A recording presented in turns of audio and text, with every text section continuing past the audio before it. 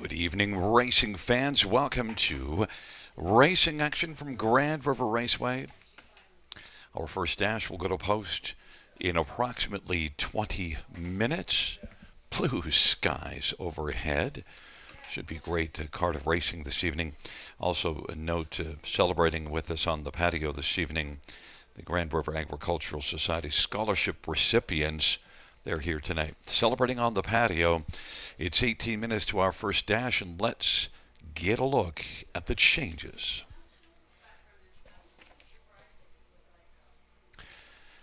Track is listed as fast. The temperature recorded is 23 degrees Celsius. Race 1, number 2, Dan's Captain, changing aluminum to steel up front and adding a Murphy blind on the left.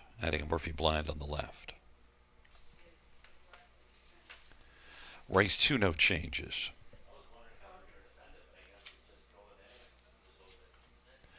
Race number 3, One Court's Choice, changing blind to open bridle and adding side rolls on the right. Scratched is number 4, Luigi the Legend, and number 8, Pop Shop, minus the Murphy blind on the left.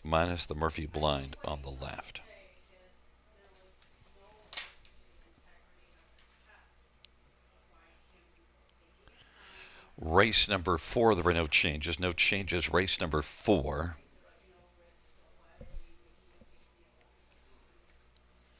Race number 5. Number 3, I'm a cute little stalker, changing blind bridle to blinkers. Also note that number 8, Salzburg Rodeo, changing open bridle to blinkers. And also note that Salzburg Rodeo is a gelding, not a colt.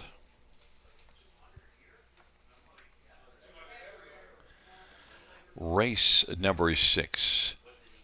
Scratched is number 2, Sports Caper, race 6, scratch 2. Race number 7 starts the late pick 4. Note that the hobbles on 3, Red Hot Power Play, shortened up 1 inch, minus 1 inch. Races 8 and 9, no changes. Races 8 or 9. Race number 10, number 5, Calico Sealster, changing blinkers. Number 4, Calico Sealster, changing blinkers to open bridle. And scratched is number 9, Sunny Dreams. The 4, Calico Sealster, blinkers to open bridle. Once again, reviewing races 1 and 2. Race 1, number 2, Dan's Captain, aluminum to steel shoes up front and adding a Murphy blind on the left. And the second dash, number 2, no changes. Well, it is 15 minutes to post time. Time to welcome in our handicapping expert, my co-host, and our London bureau chief, I think from the office today. Yes. Yeah, there's all kinds of office work around here in London. Of course, lots of prep work happening for the London Classic Yearling Sale that'll come up mid-October. It's not far off. Our Western Fair, that's just weeks away now from that. It begins September 11th, and there's lots going on here. People always say, what do you do to keep yourself busy when there's no racing? Oh, there's lots. There's always racing to look at anyway. Yeah. But look, 100%. It's been a while since I've been to a fair. Maybe I should come on over because you know what? Sometimes the stuff we love doing when we're kids, we forget to do when we're adults. We just think, oh, well, I'm an adult now. I can't do all those fun things. A fair is great. A fair is great. You know what? I'm not much for crowds, big crowds, but I don't mind taking a walk through the fairgrounds. I love the concerts. I work closely with the concerts we have. We're going to bring in the Strumbellas on a Friday night and then Wide Mouth Mason on Saturday evening, September 12th. So, yes, lots of live acts, local acts too on stage throughout the week. Western Fair, always a big deal here in London. One way that I always get reminded how old I am is when people mention live acts. Whatever names they mention, I always go, yeah, I don't know who they are. Sorry. I think I'm just living in the past when it comes to music. There's like a Oh, cutoff it date somewhere must in be the way back. 1990s, somewhere about the middle 1990s. It all ceased.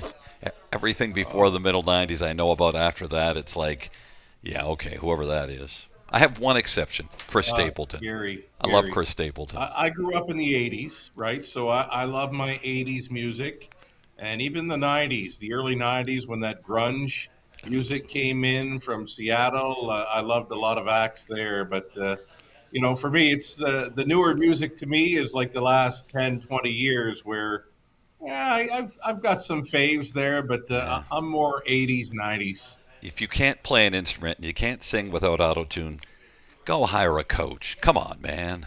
That's what I got to say about that. Way too much auto tune, right? Way too much auto tune, way too much. There's a thing called quantization, which gets everything that's not quite on the beat dead on the beat, so that makes it mechanical sounding. And also, music samples. Now play the instrument yourself. Don't steal other people's stuff. But look, that's. Uh, I don't want to go down that road any deeper because we got horse racing tonight, and We, uh, we, we could go on and on with that stuff. You're right, though. Let's talk about some yeah, horse that's where I racing. become Great angry. looking. That's where I'm Go angry. ahead. I'll get off my lawn guy when it comes to that stuff. Get off my lawn. Oh, boy. I watched Gran Torino a few times over the last week or two. Old Clint Eastwood, get Yeah, off my lawn. yeah, but it's a great movie because you see the progression of him and how he changes, Yeah. and so there you Uh, go. yeah, Because for sure. the ending is much different than the guy starts out. So that's great. And look, I'll tell you one Yeah. thing: the pick five tonight, I kind of struggled. I eventually got back to my plan of finding singles, but it wasn't as obvious. But I have some agreements with you. I have some clear disagreements as well. So I'm interested to see how that all pans out. But you know, we're I've gonna. got one single. I've got one single on all of tonight's card. It's later on. I mean, You there's no found a shot I'm single. taking a single through this early pick five. Oh, I got two. Let's see. No, I got one. Da da da da. Two. Races 4 and 5. So listen. You know what? We're going to unveil the big pick fives and see what we've got coming up at about 8 minutes to post time. We'll talk to you then.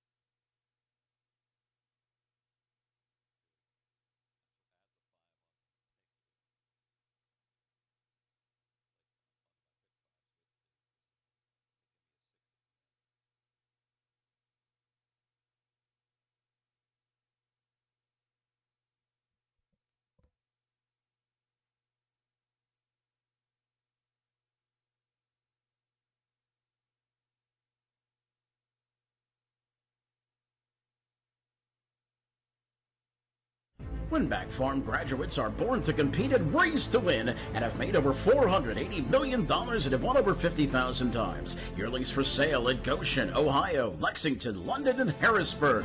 Featuring first crop yearlings sired by Meadowlands Pace winner Beach Glass, Adios Pace winner Cannibal, O'Brien Award winner Lawless Shadow, multiple O'Brien Award winner Tattoo Artist, and Dan Patch Award winner Volume 8.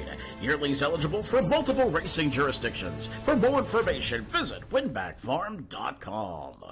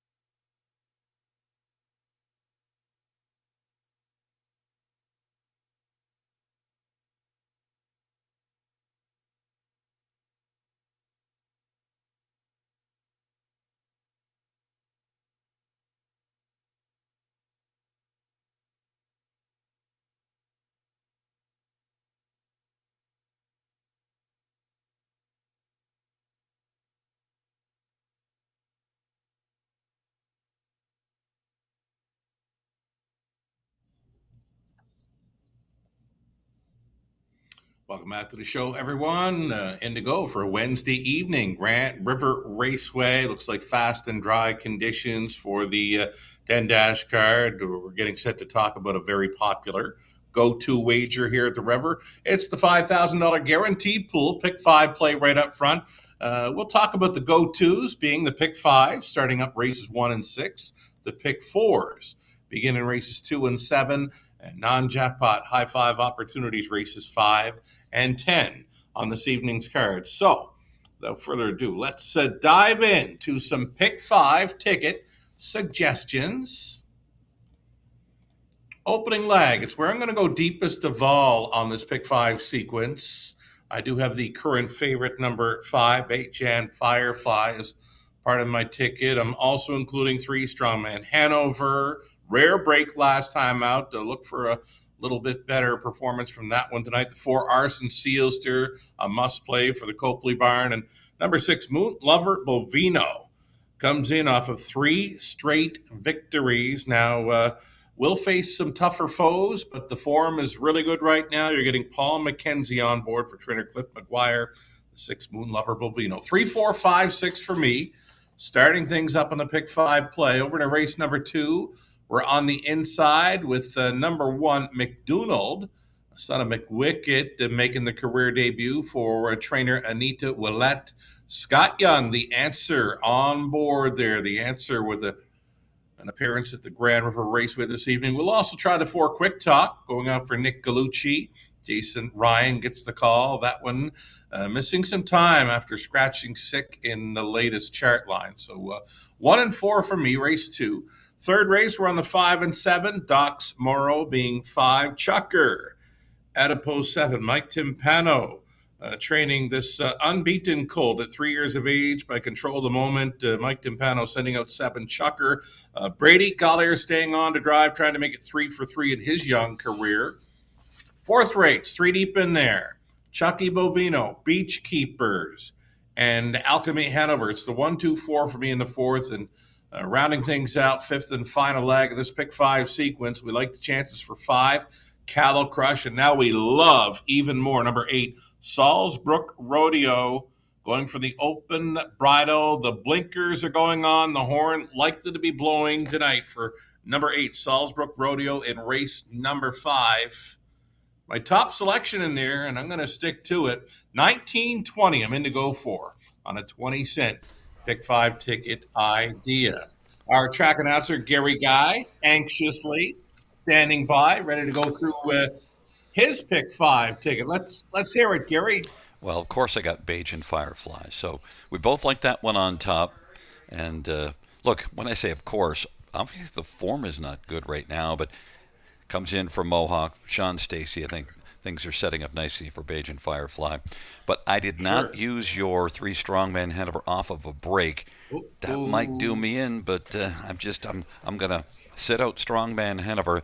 So I've got the 5 and the 6 Moon Lover Bovino. You know I love that horse.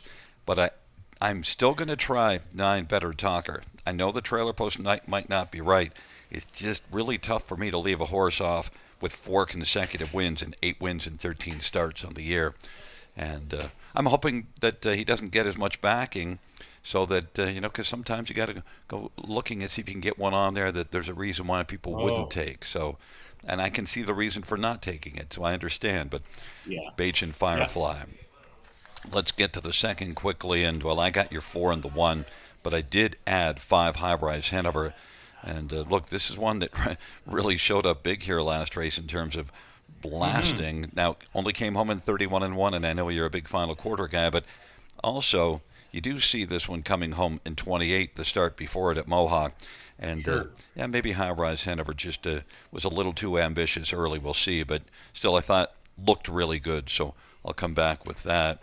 And then in the third race, I was almost going to just single up Chucker. But I ended up going 3 deep in there because I added Bernoulli, and I also added Better Script. So I didn't use Doc's Morrow, but I added 2 others that you didn't use. Bernoulli's tough for me to leave off. Raced really well. Race number 4, my single is your 3rd pick. I'm in on Beach Keepers. I know Scratch Vet sick, but Beach Keepers, if he races close to his ability, I think he stands out in there. Alchemy Hanover certainly is tough to not have on the ticket, but I had to find a single, and that's the one I thought. And Chucky Bovino was my third choice, but I did go only Beachkeepers all alone. And then both of us are in on Salzburg Rodeo, and I used Salzburg Rodeo alone. I was torn because Cattle Crush is my second pick. Oh, pardon me. I guess I'm wrong. That actually I'm You not got him on a single. ticket, man. You know what? That's the last minute change I made. I decided that I can't single that one up. I thought I had two singles, and I said, I can't do it. I can't do it. So I added in Cattle Crush to go $10.80. You know what, Gary? There's nothing wrong with breaking away from that two singles in the pick five sequence theme. I mean, you tried it for a few cards, but I like this ticket you've got mapped out here, and the price is right, and we're very similar in lots of spots. So Although I don't think you like my Beachkeepers on top. And look, that's a bit of a reach because the horse is coming in off of scratched bet sick. Yeah, that's the thing. I'd have a hard time backing that one as a single. I know I've got him in play as part of the ticket structure, but yeah, to single one up off of that line, I don't normally go that angle. But we'll wish you luck with that one. We'll see what We've Conley. got another one. Maybe Conley did. Yeah. It. I don't think so, but let's see what Conley's got. Look! Up. Yeah, look at that, eh? Wow. Both of you is trying to prove me wrong there. Well, like I said, I do have the two in play for race number 4, but I just no way I was going to single up that one. But best of luck to you and Connolly on that single in leg 4, the pick 5 play. Opening leg, Connolly opting for both the 6 Moon Lover Bovino and the 8 Better Talker. Tough spot to win from, trailing post 9 at the river. Over to race number 2, Connolly opting for the likes of 3.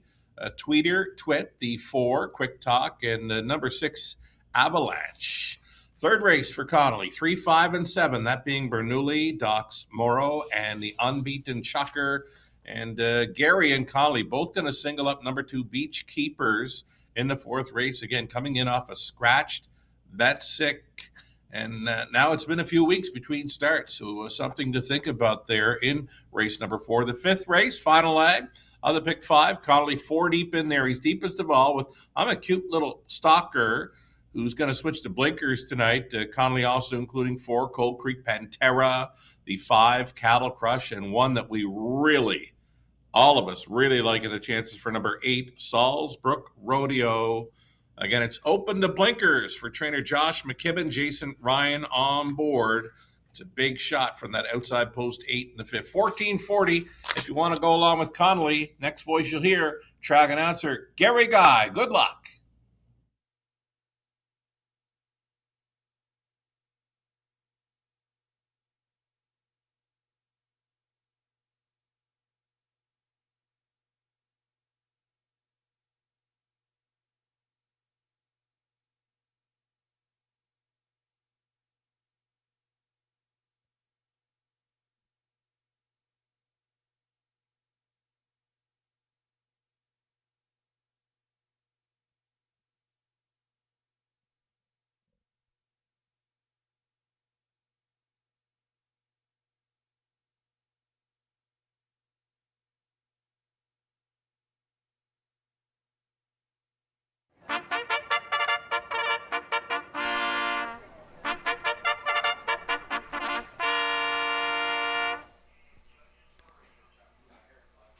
Field on post parade for race 1. 1 is Aaron Wood Big Mac, Lauren House for David Omicelli. Number 2, Dance Captain, Austin Sorry for Pam Forgey and Robert Doyle. Number 3, Strongman Hanover Eddie Hensley for Ashley Hensley. And number 4, Arson Seals through Sammy Fillier for Jimmy Copley and Kimberly Eaton and Daryl Tingley and Dwayne Tingley. Number 5, Beijing Firefly, Jonathan Drury for Sean Stacy and Hudson Standards and Landmark 18 Racing. Number 6, Moon Lover Bovino, Paul McKenzie for Clifford McGuire and Nancy McGuire. Number 7, Stroker, Scotty Quilliver, Gary Rive, and Ashley and Matthew Rive Bohannock. Number 8 is Long Shot Panic, Malik Smith for Wayne Smith.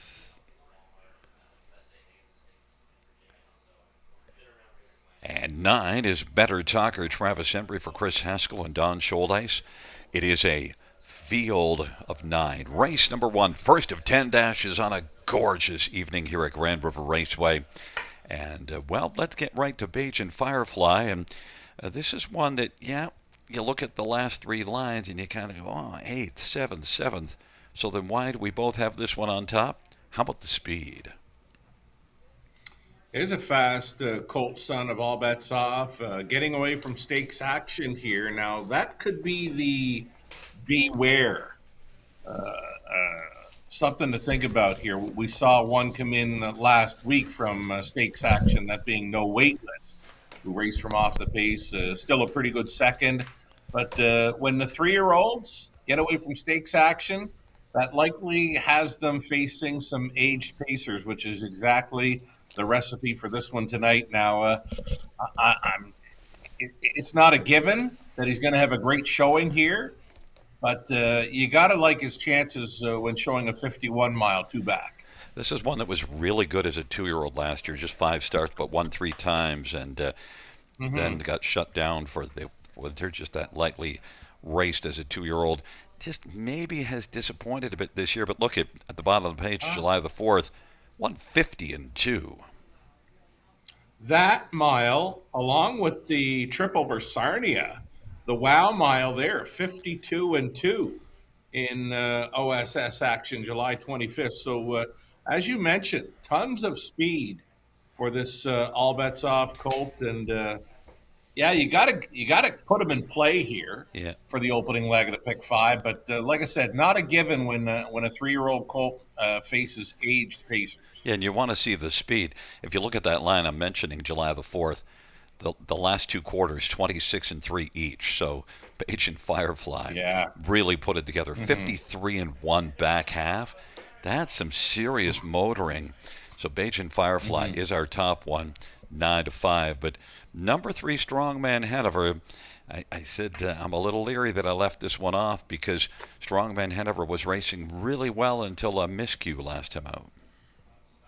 I want this horse all day long on my ticket, Gary. You're getting some pretty good value right now, 4-1, compared to what he was last time out, just above odds on. Strongman Hanover. The thing about his break, Gary, it's not like he rolled off stride for a long while. I mean, something happened when turning for home. Maybe he just touched himself or whatever. But Eddie got him out of harm's way, right into the safety lane, but back down pacing quickly. And able to still manage a third in there. This is a great check getter. Second time for Team Hensley, by the way. That's an angle for me with this one. Yeah, and also, you know what? If I'm wrong, I'll be happy about it because I cheer for Team Hensley. You know, I know the announcers aren't supposed to cheer for different people, but you know, you can't help but just have a few favorites in the industry. So if I'm we've wrong, all got our faves. Yeah, so if I'm wrong, good. Go for Hurricane Hensley. Strongman Hanover is your second choice off that break. Number 6, Moon Lover Bovino. 3 consecutive wins, 4 in the last 6. Loves it here especially. Does love it here. He's got tons of gate speed to work with. Paul McKenzie up from Prince Edward Island's old home week. Paul going to the Harness Racing Hall of Fame, or maybe it's the Sports Hall of Fame back in PEI. So pretty neat deal there. Moon Lover Bovino. I want him on the ticket as well. 2-1 co-favorite right now with the 5. And, you know, he's versatile enough, but I see him getting pointed in this one. What about Arson Sealster? This is one that, hard to figure because oftentimes races pretty darn well. Doesn't always close the deal, but still 10 out of 17 in the top 2. He's kind of like a Rodney Dangerfield type horse, right? He seems to always be in the hunt, but he rarely gets a whole lot of respect on the tote board. I can't believe he's 13-1 with this field, leaving right behind the car. And you know what? I can't believe Better Talker's 8-1. I used this 1/3 on my ticket and on my pick 5. I know it's the trailer post, but boy, he's Yeah. been really good, and he won in this class last time out in 52-1. Yeah, I mean, better talker. 5 wins in his last 6. The trailing post, for sure, inflating his value right now. Yeah, well, get value if you like the horse. We'll see how it unfolds. But we both like Beige and Firefly. We'll be interested to see how that works out. It's a field of 9 for race number 1. Field for race number 1 is all in position, and they're at the start, and it is Moonlover Bovino who gets out well with Beige and Firefly. Then down to the inside as they drive into the turn, Strongman Hanover's third away. Then Arson Sealster is fourth, and racing position fifth right now is Aaronwood Big Mac. Then sixth is Stroker, and seventh is Better Talker. Then it is back to Dan's Captain. Long Shot Panic is trailing the field, and right now Moonlover Bovino moving on the outside, wanting to come on and try to clear to the front. Moonlover Bovino and Paul McKenzie against Beige and Firefly. Moonlover Bovino takes over. Beige and Firefly is going to race from the pocket. Strongman Hanover is a strong third, and racing fourth is Arson Sealster. Aaronwood Big Man is racing fifth right now. Stroker is sixth as the field works their way on up towards the half. And that opening quarter was 25-4. Moonlover Bovino put it up. Beige and Firefly, and then Strongman Hanover on the outside and racing fourth is Arson Sealster. Aaronwood Big Mac fifth, 55-1 halftime.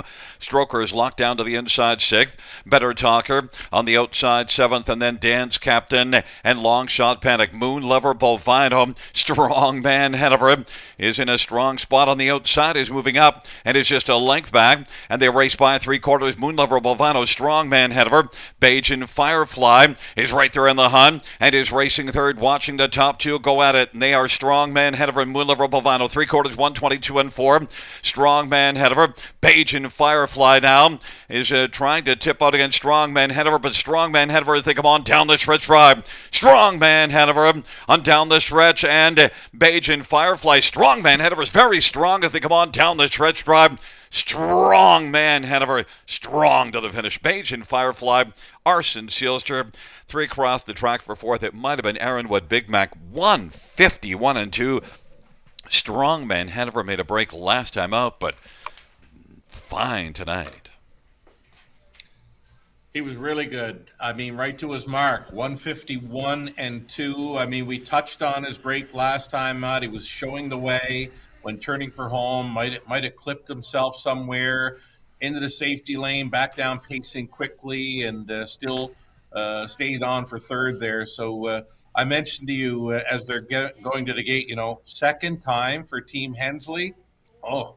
6-1 price player to start up this pick 5 play, but I know you're happy because the Hurricane is headed to the winner's circle. Yeah, and look, Strongman Hanover, I was worried about leaving him off, but it's just the break, and you talked about the break, and Yeah. there's so many others in there that I liked. I just said, well, when you like a bunch of other ones, then don't take the one you're questioning. But you know what? I'm questioning him less right now when I look at the replay. Well, here's the thing. Like I said, it wasn't a bad break. Now, if Yeah. he'd have missed a week or two following a break like that, you'd have to wonder, okay, did he hurt himself? But you know what? Right back in the box for Team Hensley, and straight and strong all day long. I mean, a very nice victory. I mean, they threw down pretty good. That opening quarter mile battle, 25-4 between the Colt and Moonlover Bovino. It was going to set it up for some kind of closer.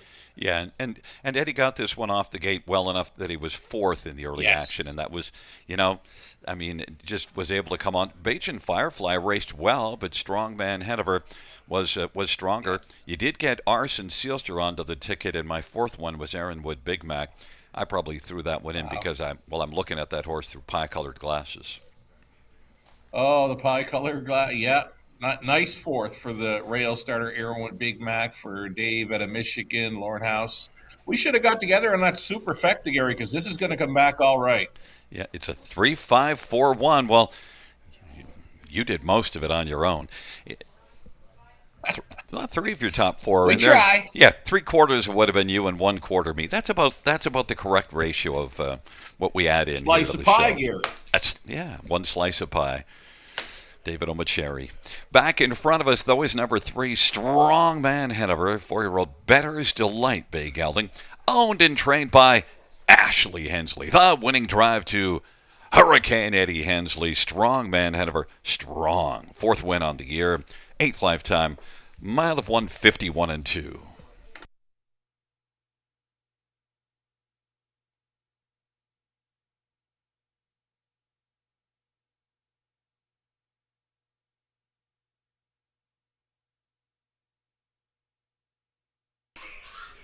Race 1, 3 Strongman Hanover, 1410, 640, 480.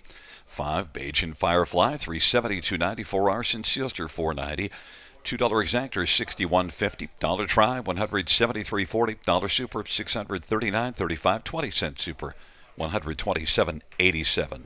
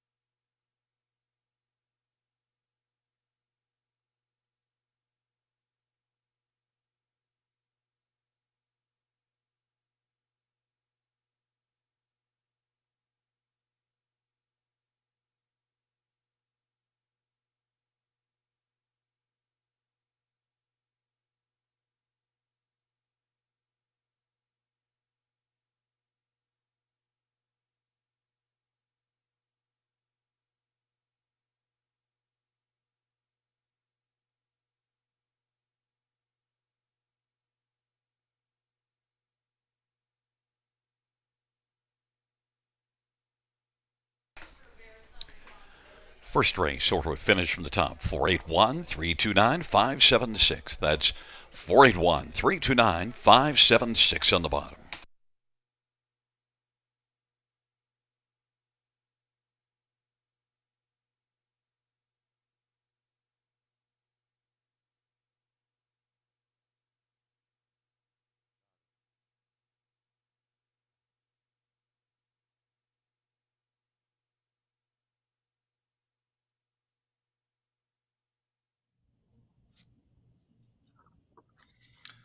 Already 5 minutes away from race number 2. It's the start of another go-to wager here at Grand River Raceway. $2,500 guaranteed pool. Pick 4 begins next.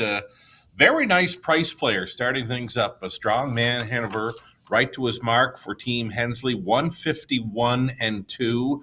And at 6-1, he leaves about $1,000 live and in play from a pick 5 pool that was coming in at over $9,000. So best of luck the rest of the way if you had strongman Hanover in play to start your pick 5. So let's go after the pick 4 now.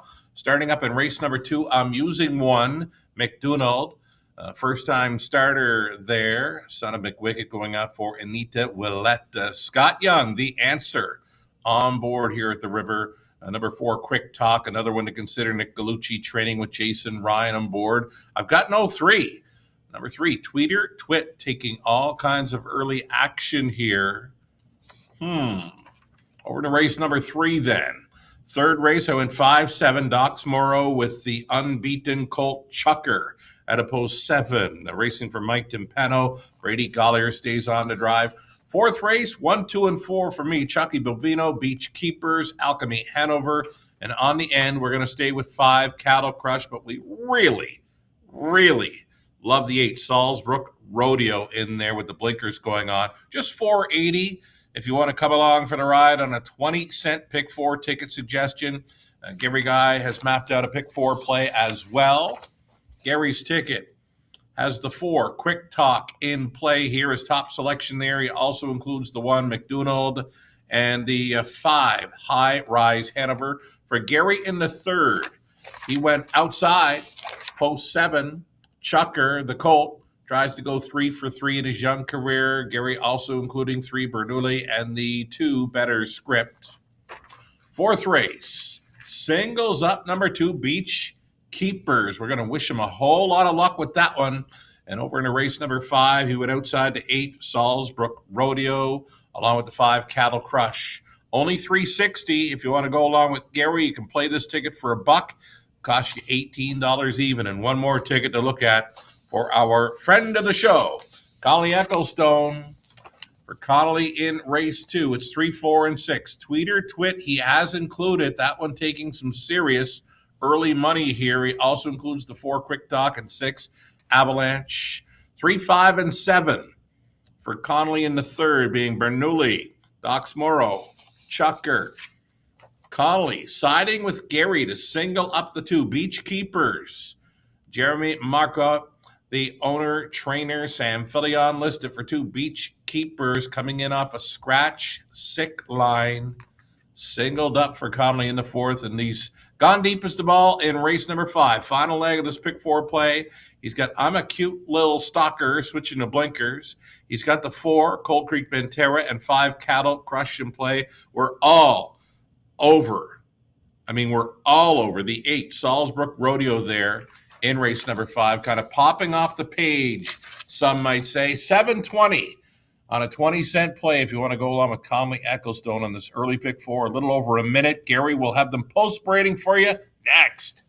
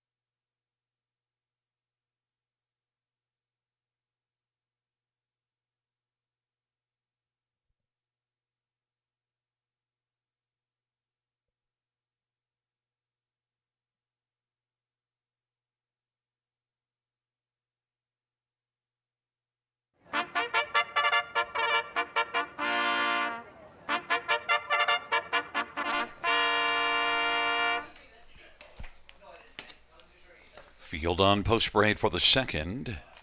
1 is McDonald, Scott Young for Anita Willett and Peter Gibson.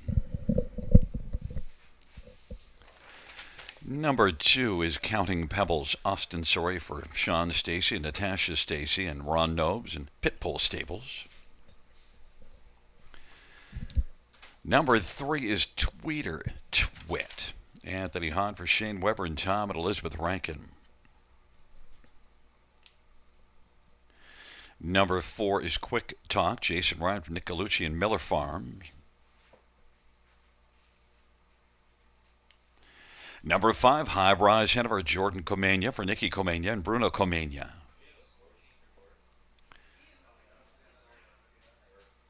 And number 6, Avalanche, Travis Cullen for Jody Cullen and A1 Stable with Eric Kidd and John Collings.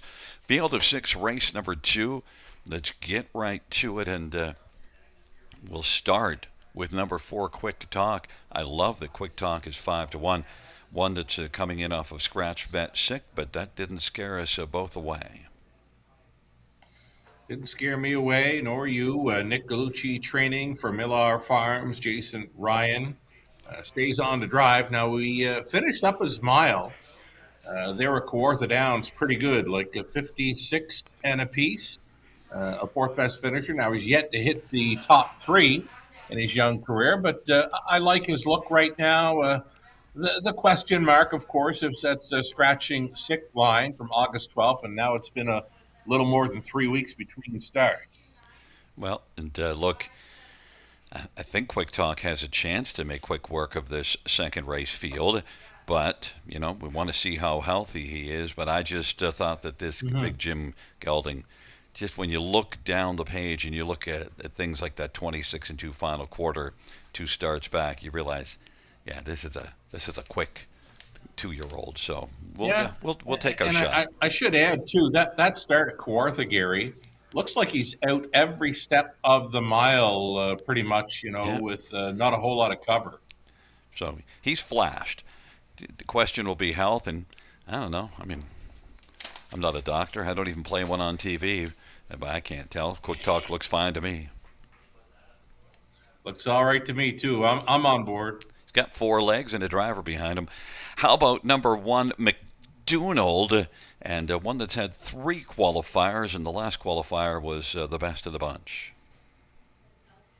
Yeah, was really improving each and every time when going behind the gate. Has got some experience over the river as well, with third best in a qualifier here, July 29th. Then went over to the big track, clocked the trip in 57-2, lowered that to 56-3 last time out. So even though this son of McWicket has yet to have a pari-mutuel race, he does have the experience factor of 3 pretty good-looking qualifiers. The answer, Scott Young on board, and yes, indeed, I like the chances, and I love that price at 5-1. All kinds of time for trainer Anita Willett with number 1, McDonald, here in race 2. Number 3, Tweeter Twit, is one that we both X'd out of our multi-leg tickets, but Tweeter Twit, well, your third choice. Third choice, it's as far as I could go with this one. We're looking at a 2-year-old gelded son of All Bets Off. Now, there was early money on this horse. If he happens to win it, we're going to call it smart money. But right now, he's drifted up to a big number, double digits now at 10-1. But look at where the money is going, Avalanche. And look, your 4th pick is number 5, High Rise Hanover. I included that in the number 3 spot and onto my multi-leg that's, for me, starting here with the pick 4. Gary, I love the look of this horse. If there was a post-parade pick, this is it. I mean, he looks so good on parade, and he looks so good right now.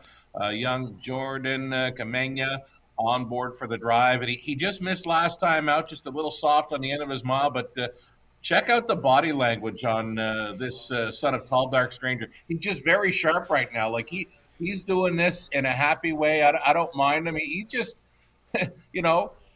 little tippy tap to kind of wisen up. I know you're a young fella and stuff, but it's time to race. But he's feeling good.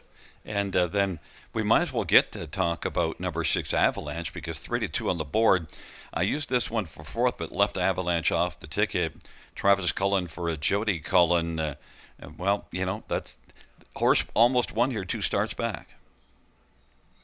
Well, you brought it up in the opener. I'm not a big fan of, what kind of flat last quarters, and it's what this colt showed last time. 31 and a piece on the end. It's not going to win you much at Grand River Raceway, so look for this one to follow a helmet a long ways. Outside post, I just don't see the early speed there at all either. So at 3-2. I just couldn't get there. He didn't make my tickets here. It'll be interesting if he's played that heavily in the multi-legs, because I got to believe he's not. But, well, we'll find out. We both are on Quick Talk. Despite that scratch vet sick. We still like Quick Talk because he's pretty quick. Oh, Gary, if I'm betting late here, I'm all over the 5. He just had that look. Like I said, body language key with number 5, High Rise Hanover. Let's go. It's a field of 6, race number 2. They're moving towards the start.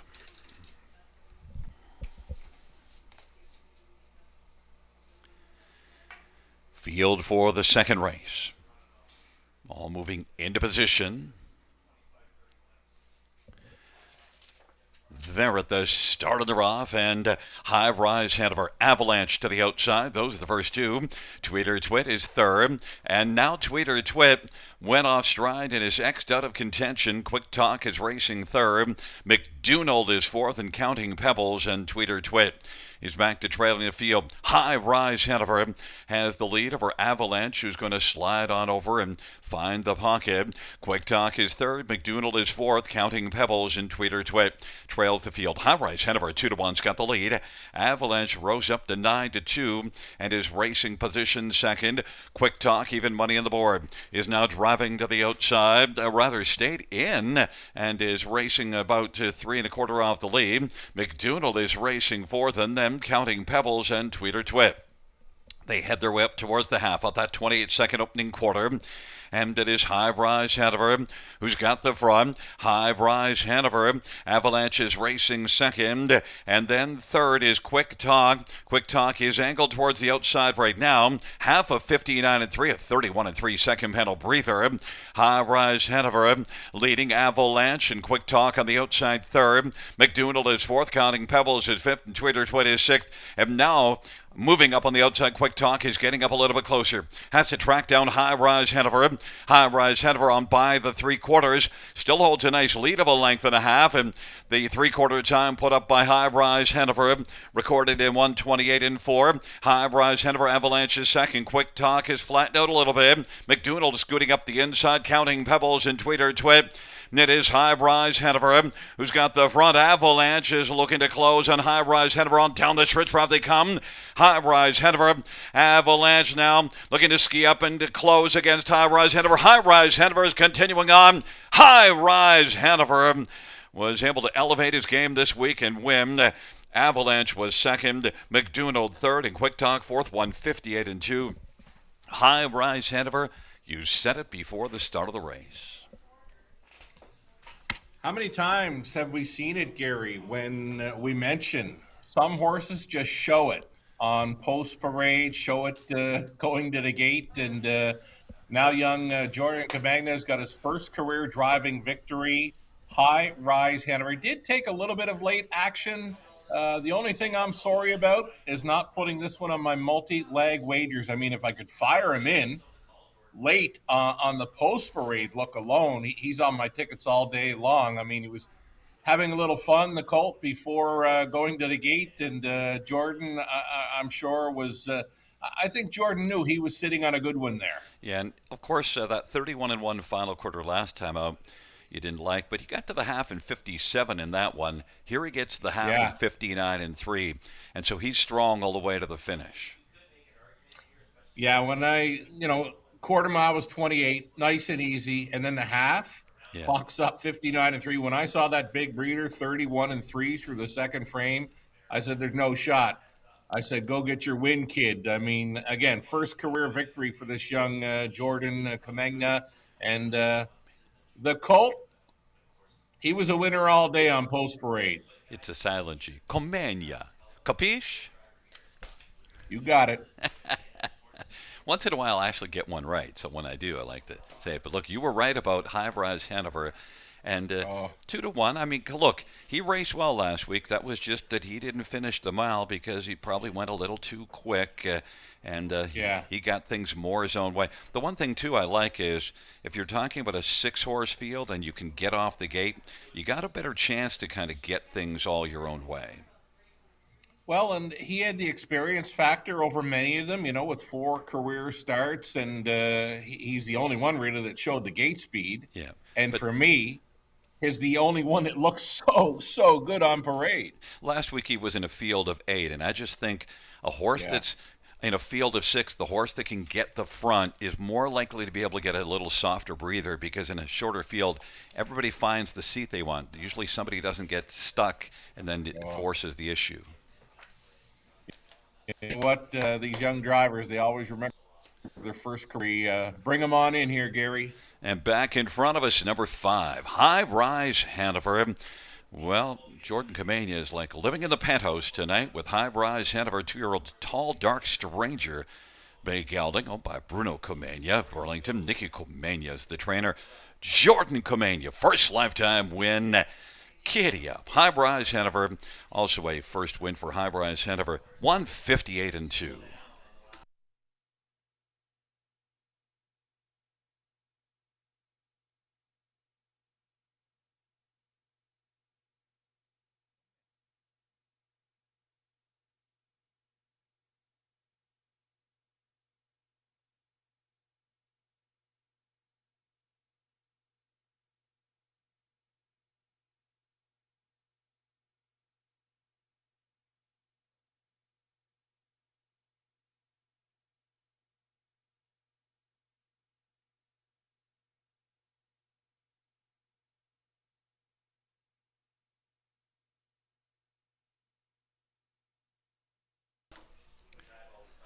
The second race pouch, 5 High Rise Hanover, 680, 330, 240, 6 Avalanche, 590, and 340, and 1 McDonald, 290, $2 exactor pays 32.10.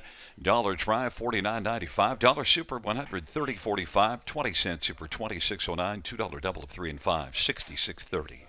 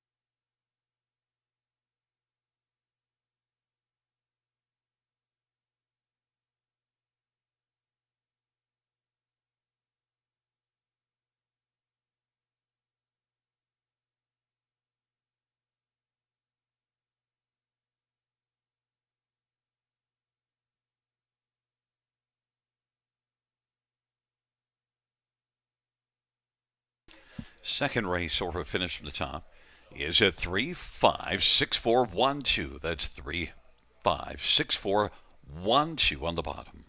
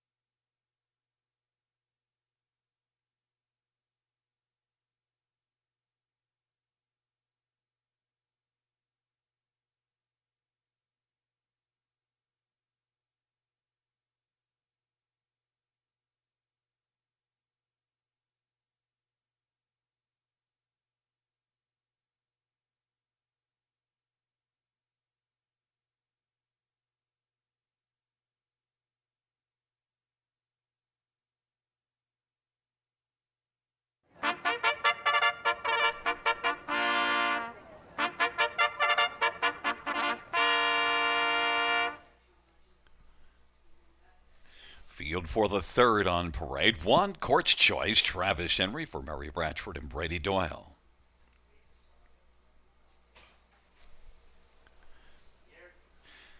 Number 2 is Better Script, Scott Young for Jason Ackroyd and Vincent and Pino Albanese. 3 is Bernoulli, Jeffrey Hunt for Patrick Hunt.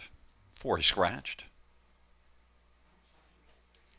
Number 5, Doc's Morrow, Damian McClellan for Kayla Henry and Dr. Andrew Roberts.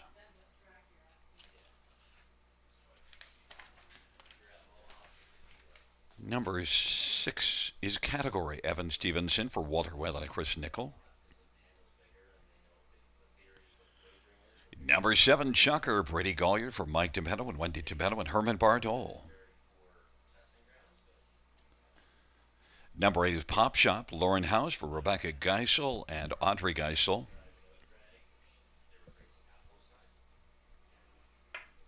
At 9, Jacoby, Jason Ryan for Shane Barrington and Frank Tomkala. It's a field of 8 for race number 3. Let's get a look at this field, and we will start with the same one. Everybody has 7 Chucker on top in terms of the handicappers, but still only 5-2 right now. But Chucker, perfect 2 for 2 so far. Always get a little nervous when the selections come up from the cappers and they all have the one horse in the top spot, that being number 7 Chucker, because many of our online horse players would say, well, that's just the kiss of death. And when all the horses hop on board with just the same horse to win, and so always get a little nervous. But I mean, Chucker has done nothing wrong. He's perfect, 2 for 2 in his young career. Yeah, Chucker doesn't make me nervous. And even the post position improved by 1 spot with the scratch of the 4. And this is one that also doesn't have to race from close to the lead. I saw this one at Georgian Downs. Up close and personal, was 5th when they turned for home and was able to win. Yeah, looks like he's got a pretty good kick on the end of the miles.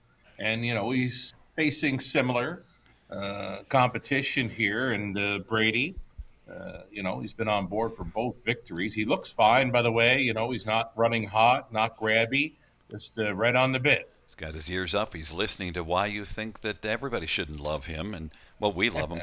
3-1. Man, if that could hold, that's a nice price.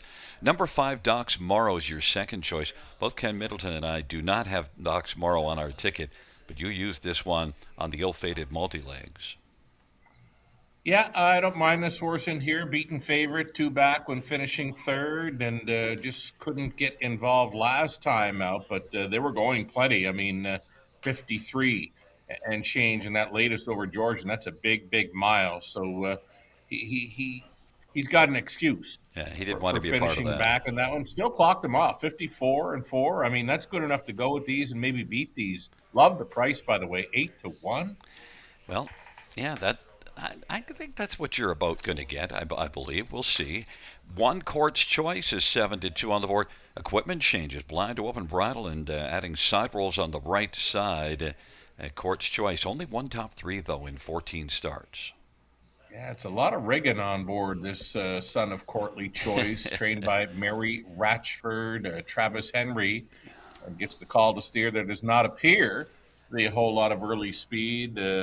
Go back down to the bottom of his chart lines there and see that got the earliest lessons over Truro this season, early July. But they're still probably trying to work out the kinks for number 1, Court's Choice, with the equipment changes here tonight. He's wearing more equipment than Patrick Waugh. Court's Choice right now, 4-1. I was going to say Johnny Bauer, but then I thought I'd better update it. Besides, Johnny Bauer didn't wear a mask, so Right. Patrick Waugh actually had more equipment, and I don't know if you'd even get the reference to Johnny Bauer. It's probably too old for you. I know the name Johnny Bauer. I used to collect hockey cards back in the day. Okay, well, then I got another question to ask as we get to it. Number 3, Bernoulli. This is the one that all the other cappers used for second, but you pushed this one down to 4th. Yeah, and I might even push him down to 5th.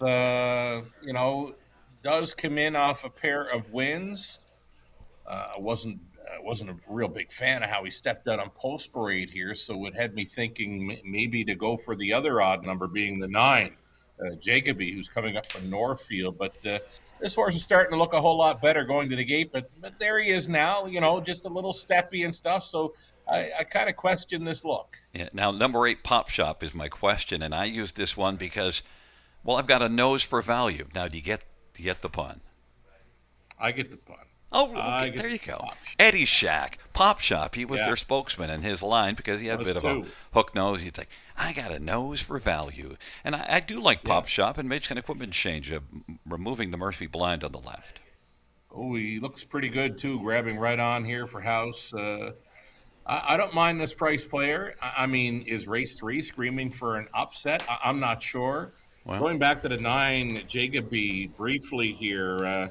First time for Shane Barrington, missing a month, though maybe Barrington's had him for that full month. I mean, showed some 57 trips around Northfield, and Northfield, we all know, is not as quick as it once used to be. Well, I'd rather throw the 8 Pop Shop on because, well, I've got a nose for value. It's a field of 8 for race number 3, and they are gathering speed, approaching the start.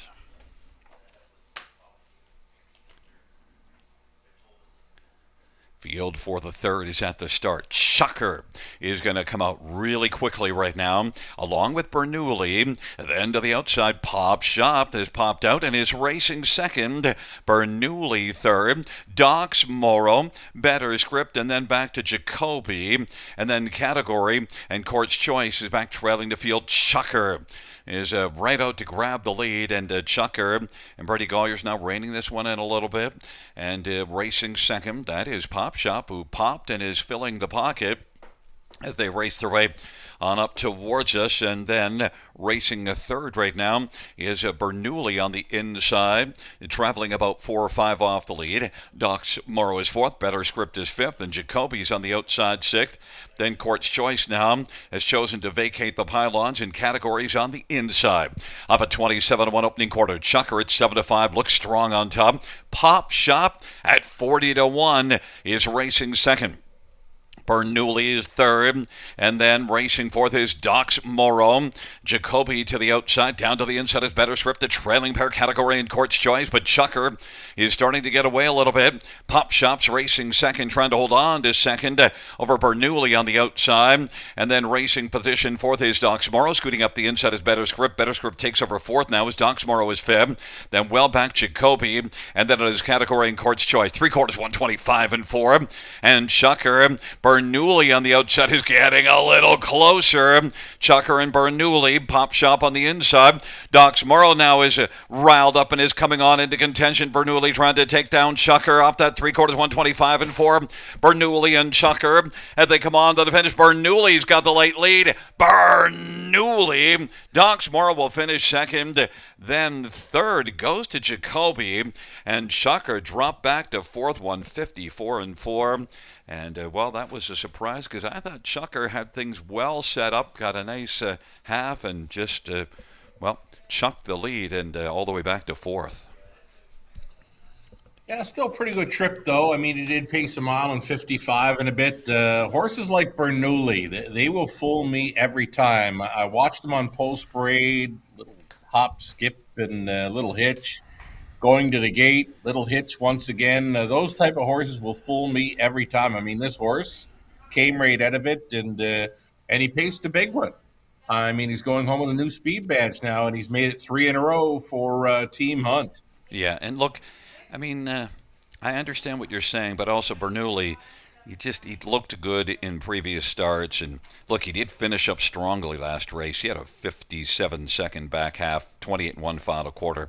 And you saw that again tonight. This is a horse that can really close. Oh, he can close. It's just when I say they kind of fooled me, I mean, I got 2 good looks at him. One on Post Parade and one going to the gate, and he was kind of skipping along. And a lot of horses, the good horses, they'll come right out of it, and that's exactly what he did. But he's going to keep on continuing to fool me likely. I'll tell you what, number 9, Jacoby, who we touched on briefly, going to the gate, got a big circle for him next time. Yeah, and, certainly if you look at that last race at Northfield also is one that was a much more competitive mile, so maybe Jacoby's heading in the right direction. Jason Ryan for Shane Barrington. That was the first, well, doesn't have a top three finish, but Jacoby is going to land on the ticket here. But you know what? Bernoulli fooled you. Jacoby was at 25 to 1. I thought Oh, Chucker dropped back to fourth, but dropped back to third. Jacoby was fourth. I said odd numbers. Go And odd numbers. Pop Just Shop didn't have it in the right way. Pop Shop was looking good for a while, but then fizzled out. Ooh. Back in front of us, number 3, Bernoulli, for your Better's Delight Bay horse, owned by Patrick Hunt, who's also the trainer. Jeffrey Hunt, the winning driver. Third win in 4 starts for Bernoulli. Mile of 154 and 4.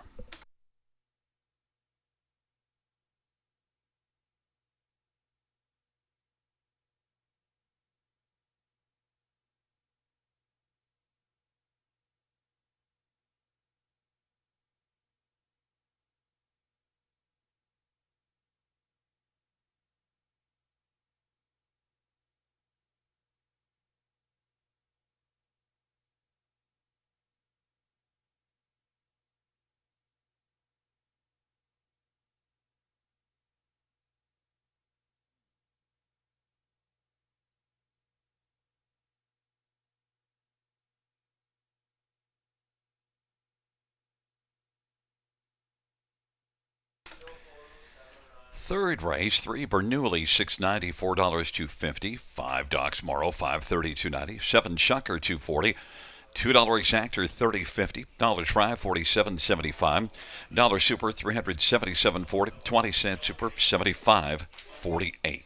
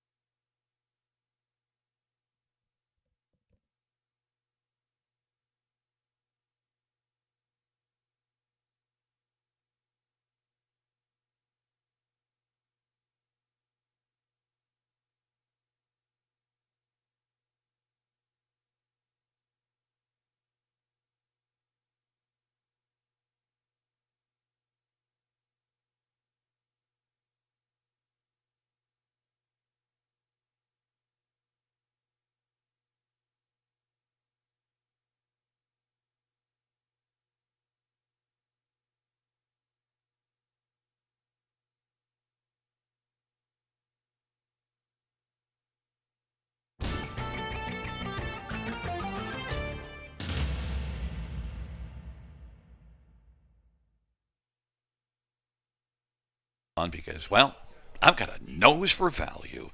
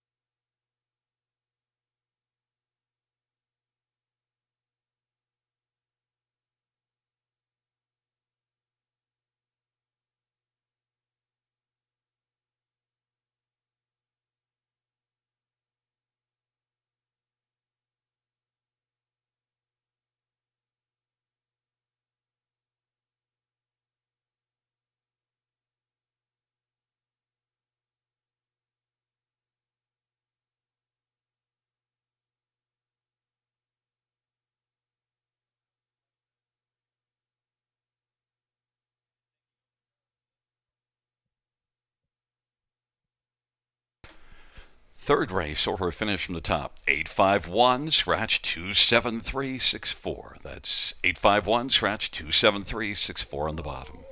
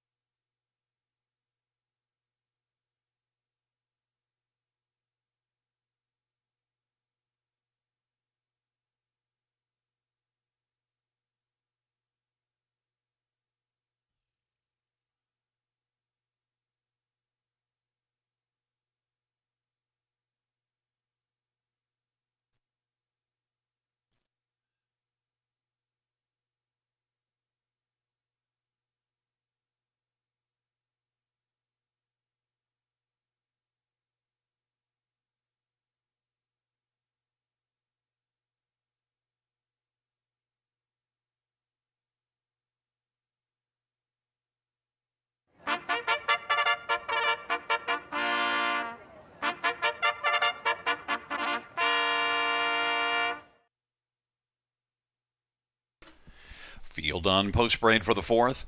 1, Chucky Bovino, Andre Goy for Caitlin Graham and Glenview Livestock. Number 2, Beachkeeper, Sammy Failure for Jeremy Marcotte. 3 is Larjon Lonnie, Scott Gold over Patrick Bisson and Larry Lane. Number 4 is Alchemy Hanover, Jonathan Drury for Kyle Bostons and Alan Wilson. 5, Right Line, Mike Horner for REW Equine and Mark Horner. Mike is also the trainer. And number 6, Glennie Mack, Austin Surrey for Sean Stacy and Brenda Darrable and William Brown. Field of 6, race number 4. Let's get a look at this field. And Sugar, remember last race you didn't like because all the cappers had 7 Chucker, and that comment turned out to be correct. Well, all the cappers here are on are with me except for you're with Alchemy Hanover, and the rest of us are on Beachkeepers. Yeah, we don't want to put all the pressure on 2 in here, so I would go the way of 4, Alchemy Hanover. I like the way this one did it last time. Gate to Wire, Jonathan Drury, just do it all over again here for trainer Kyle Bossens. 7-5 favorite right now, likely to go away as one of the favorites here. And I used Beachkeepers alone in a multi-leg. I'm still alive in that pick 4, but I'll tell you, it is tough to leave Alchemy Hanover off because that was such a really good outing last time out. And it either takes a lot of nerve or just idiocy, because either way, Alchemy Hanover, he's one that was really, really good. And actually was very fine the start before it. So you do see this one racing well. And I also called this one winning July the 7th at Georgian Downs. So man, I got no excuse. Alchemy Hanover 7-5. Zero excuse, Gary. I mean, this horse is trending in the right direction by far over the rest of them. Number 1, Chucky Bovino, you used in front of Beachkeepers as well. And look, Chucky Bovino is one that suffered interference that last race at Georgian Downs. But the start here was a pretty good start to finish second, beating a length and a half. Yeah, he's got some 54 speed within himself, the son of Shadow Play. Pretty good check getter there. Katie Graham, heck of a job conditioning this one. Andre Goish on board for Glenview Livestock Limited. Versatile sort too, right? I mean, blast it 4 starts ago, even 3 starts ago. And so there's some speed to work with early. Should Andre go for that angle, but I like his chances here.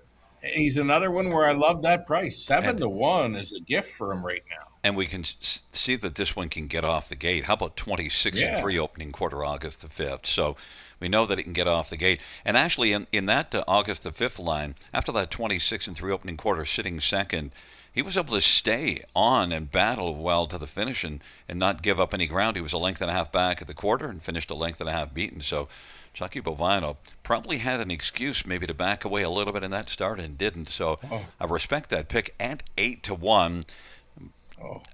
Best price on the board right now, Gary. Yeah. How about Beachkeepers? And I know you don't love the 9-5 off of a scratched vet sick. Yeah, I'm just not going to get there. I'm never going to get there with this horse in the top spot. But just on the program lines, a 2-time winner this season, got over Woodbine Mohawk Park in 52 and a bit. For me, 8-5, he's over bet off of that scratch sick line.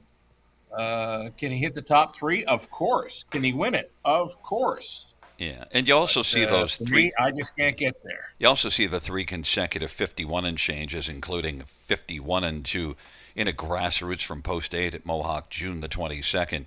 He's certainly a good one, and Jeremy Marcotte, Sammy Filliot teaming up here. Beachkeepers is getting a lot of love at 8-5, and then number 6, Glennie Mack. Sean Stacy's barn has been heating up a little bit. Yeah, I mentioned 2 or 3 weeks ago, right, that I was going to start chasing after the Sean Stacy horses because they seem to be popping. And that barn continues to do good things at Grand River Raceway. So for me, just a best of the rest type pick with Glenn E. Mack. Austin Sorey stays on to drive. Yeah, and he might end up being better than best of the rest because he's certainly progressing in the right direction. And the only thing is that There's last gate race, speed there too. yeah, that last race was in with non-winners of 17,000. Well, actually, you know what? That's the same as this class. So, but second beaten the neck. I know when you just look to the right on speed, but I mean, Glennie Mac sat the pocket and then tried to beat the one on front home. But second beaten the neck, it was a solid performance. Very. I mean, 20-1, second best, missing by a neck, going in the right direction. And like I said, there is gate speed. If Austin could put this one in the front half of the field, it's a big shot at a mild upset. The value is on the inside and outside. They're both at 8-1, and well, I'm on number 2 Beach Keepers 2-1, and you're with 4 Alchemy Hanover 6-5. There's no value in either of those two, but they are the two, I think. But Chucky Bovino, you used to split the top two. We'll see if it turns out that way. The one horse, Gary, is my beware horse all day with this field. 8-1 is sitting at a nice price. Chucky Bovino. It's a field of 6, the fourth dash. Fourth race on a wonderful Wednesday evening as the field is wending their way towards the start.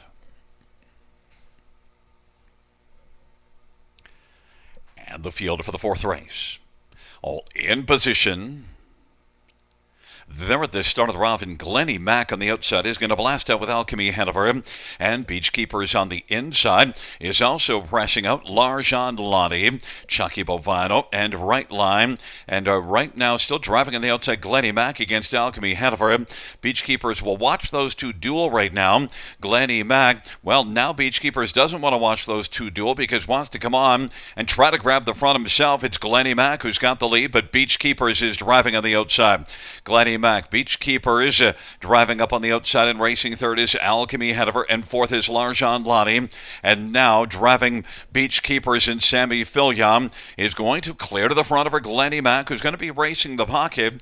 Alchemy Hanover third at 27 opening quarter. They head up to the half. L'Argent Lottie fourth, then Chucky Bovino at Right Line. This field of 6 and coming back around now and taking the lead, or rather with the lead, that is Beach Keepers.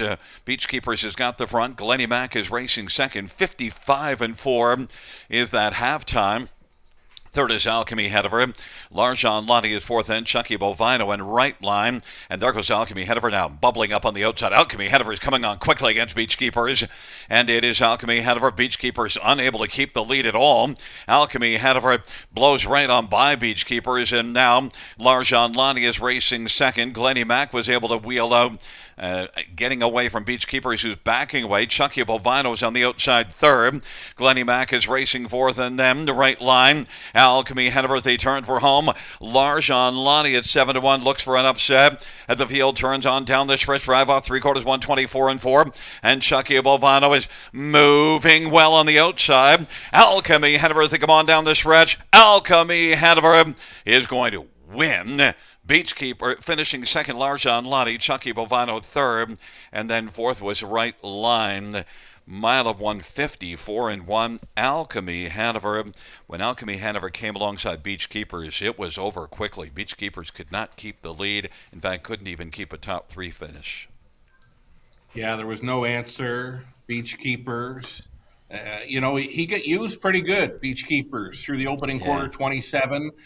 Cleared to the top, half 55-4. I just don't think he was ready for a trip like that coming in off a vet scratch 6. So maybe next time for Beach Keepers. But again, he'd have no answer for this one that came calling. Alchemy Hanover, much the best. Well, and Alchemy Hanover certainly just looked the part when he got moving. And, for a moment there, I thought maybe somebody was going to come after him. But no, he was strong all the way to the finish. And look, I said, if you look at that last race, I mean, he won by 3.5. He did it so nicely. Did it quite easy, and odds-on favorite on that occasion. I mean, a little tippy-tap reminder to stay alert here through the stretch. But the other two, they were all in. They weren't gaining. No shot they were beating this for Alchemy Hanover tonight. Yeah, and the one thing that I didn't like, but I mean, Alchemy Hanover was moving up from maidens to non-winners at 2. And you know what? I was thinking, can he keep it going? Well, actually, he raced in 54-1, but if you look down the page, he's also flashed some nice speed at Mohawk 52-1 on 2 different occasions.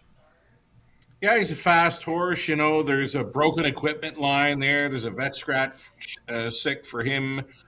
Three chart lines down. So there's a lot maybe to digest for a horse like that. But you know what? His form was pretty good coming in. He's going to go home with a new life best of 154 and one Kyle Bossens trained Jonathan Drury driven to victory and a very nice win.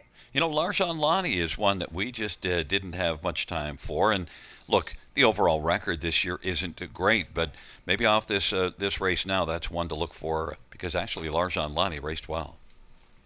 That horse raced big. I mean, gave me a little bit of a fright going into the far turn. I thought to myself, wow, if Larjon Loney happens to get the job done here, it's going to eliminate a lot of tickets in the multi-legs. But the favorite comes through. Big deuce for Larjon Loney and a very nice third for Chucky Bovino. 9-1. Nice. 4-3-1-5 top four. And number 4, Alchemy Hanover. 3-year-old Captain Treacherous Bay Gelding by Alan Wilson, and Kyle Bossens is the trainer. Jonathan Drury, JT, the winning drive, third win for Alchemy Hanover. Alchemy Hanover's third win this year in lifetime, 154 and 1, a new career mark.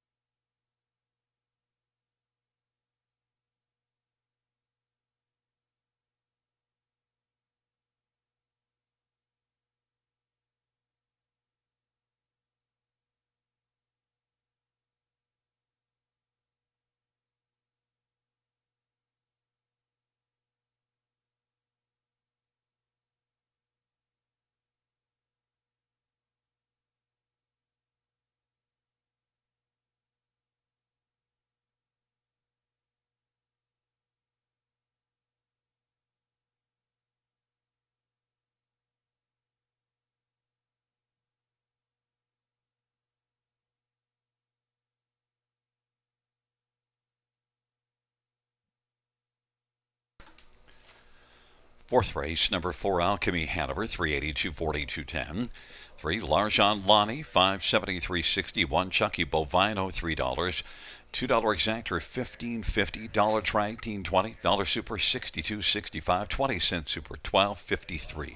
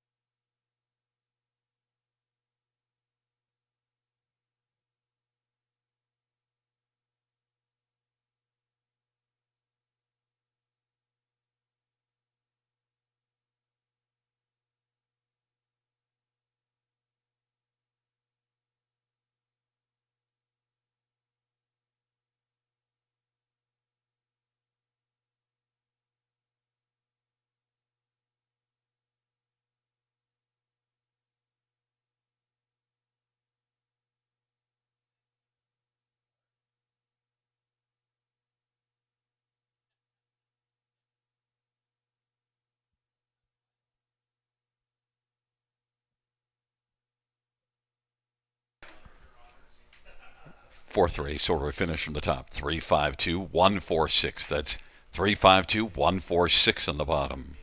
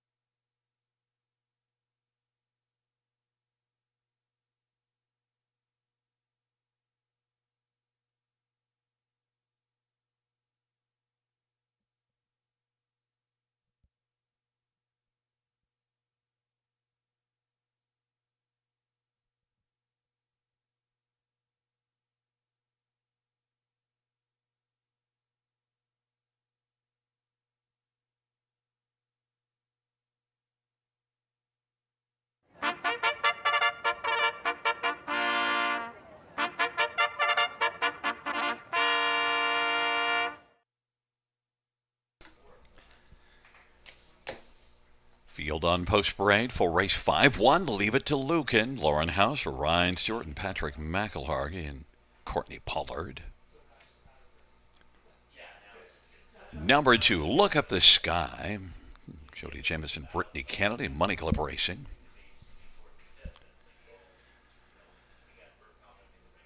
Number 3, I'm a Cute Little Stalker. Jay Harris for Anna Marie Koval and Mike Wade.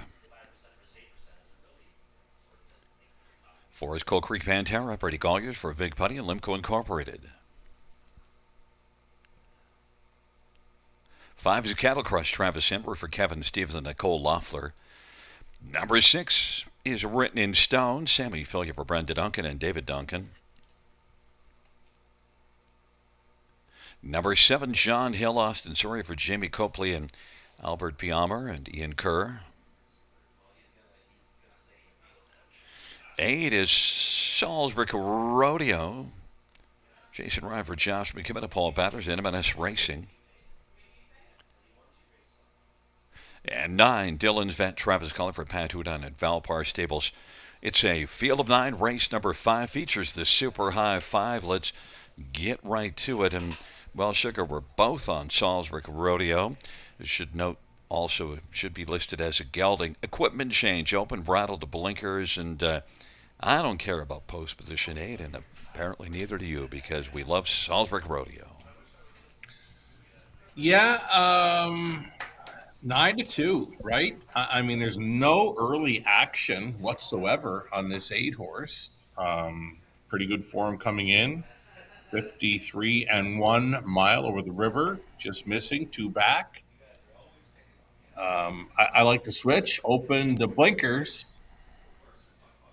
Yeah, I don't know what it is. I'm just sort of second guessing myself now at this field because sometimes you get this late into looking at a race and you start seeing a few things you like about others that you don't have.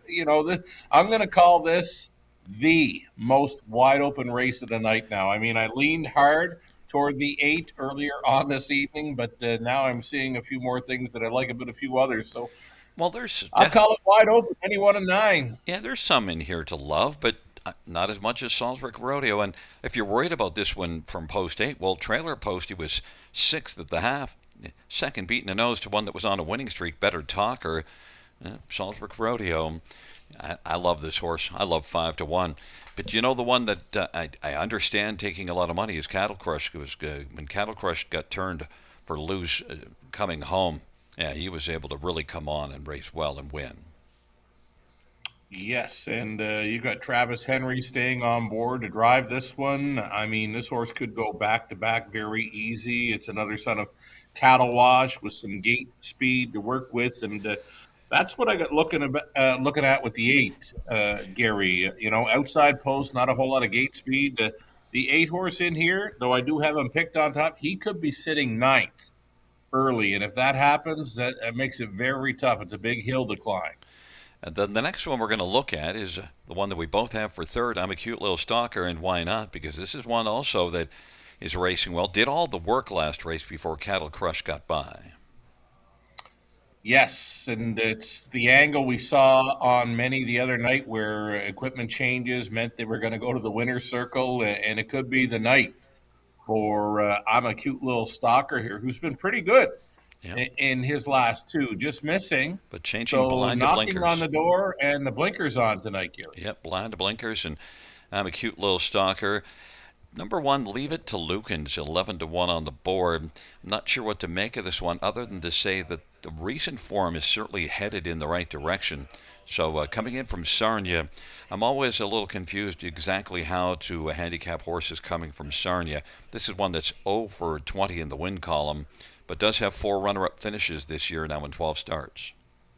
Kind of well traveled. I mean, he's got the one win as a 2-year-old, and then it's been a long time since he's had his picture taken. So we're going to call him camera shy, but worth a long look with these. You're getting a pretty good price on a horse with some gate speed. Yeah. Did sit second when leaving the rail over Sarnia's 5/8 track. His best shot is to find a spot up close. But you know who's not camera shy is Lauren House. Lauren drove this one last time out, and that was the best race that this horse has had in a while. So if you're fishing for one at a price, 11-1, Leave It to Lucan, and probably at least belongs somewhere onto the ticket. Dylan's vet, Patrick Houdon, had 2 wins here on Monday night. He was smiling and grinning and laughing and having a good old time. I have no idea why this horse was a favorite last time out, a beaten favorite at that, finishing 4th. I mean, Travis Cullen did hop on board the drive. But you know what? After being a favorite last time out, folks are going to allow this horse to go away at 9-2. Again, I think there's many chances for any one of them in here. I mean, this is a great betting race, Gary. You know, horse that I used all the way up to 4th on my ticket, and you might think, what? Cold Creek Pantera, 21-1 is my 4th choice. I know the last 2 lines aren't good. In fact, overall, but there's a couple of things I like about Cold Creek Pantera, including 53-4 here, 2 starts back. I just expect more. I'm just throwing a long play onto the ticket, but it's a field of 9. Gary, second guessed myself when looking at the 4. Here we go. It's a field of 9 for race number 5.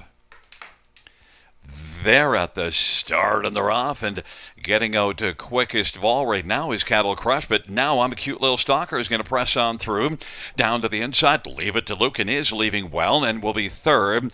Then John Hill, Look Up at the Sky, Coal Creek Pandera sixth away, Written in Stone. Then it is back to Dylan's Vet. Salisbury Rodeo will have to lasso 8 to win.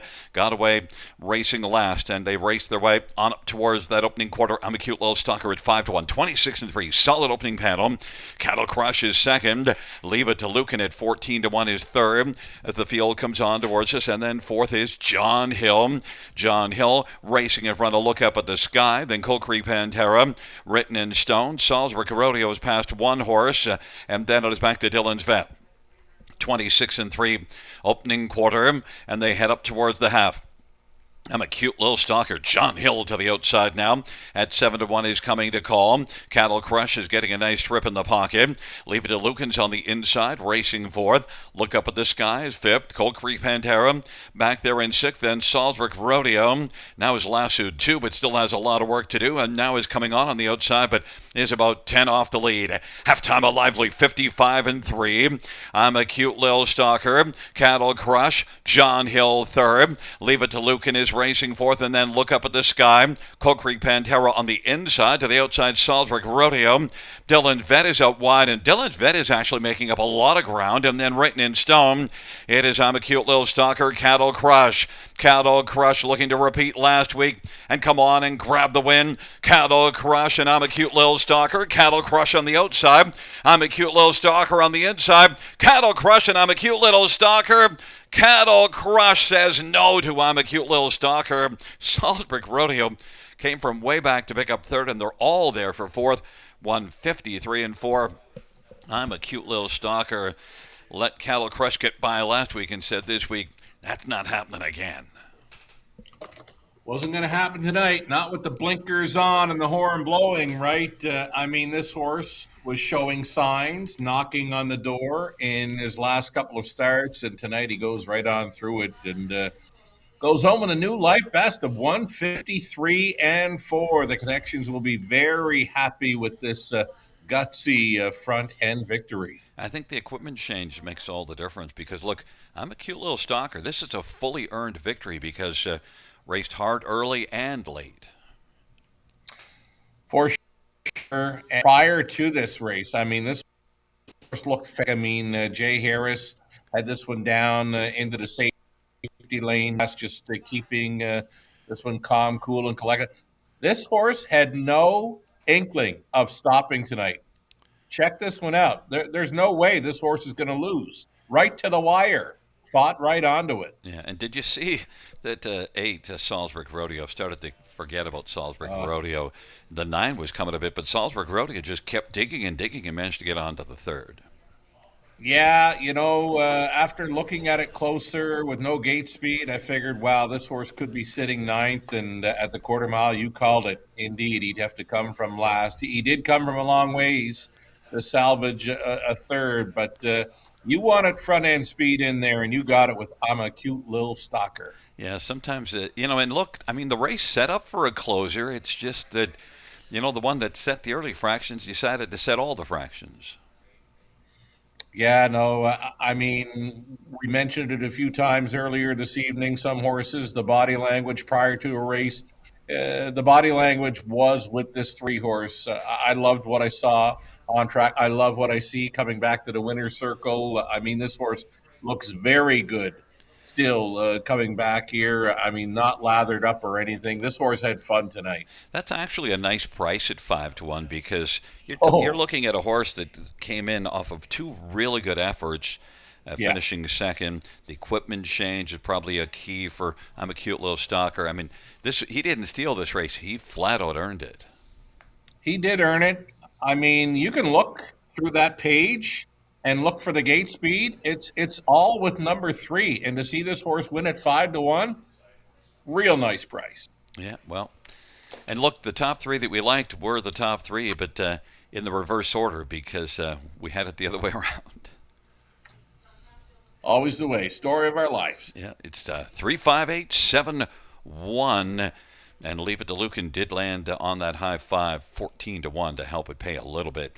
And 5-1 on top. A 3-5-8-7-1 back in front of us. Number 3, I'm a cute little stalker. 4-year-old, he's watching Brown Gelding by Mike Wade and Anna Marie Colville. Anna Marie Colville is the trainer. Shea Harris, the winning drive. Third win for I'm a cute little stalker. Mile of 153-4.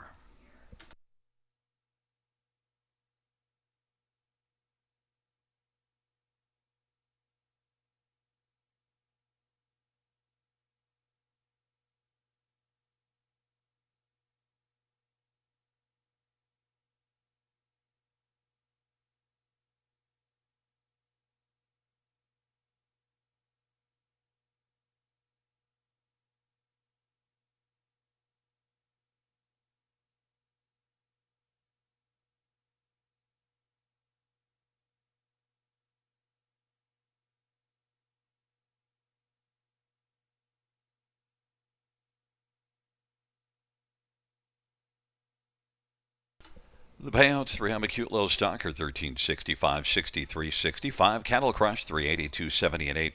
Salisbury Rodeo, 350. $2 exactor, 38.50. Dollars rise, 77.50. Dollar high five, 1290.15. 20-cent high five is 258.03. The 20-cent pick 3 is 11.36. The 20-cent pick 4 is 48.28. We had a dollar pick 5 of 2676.60.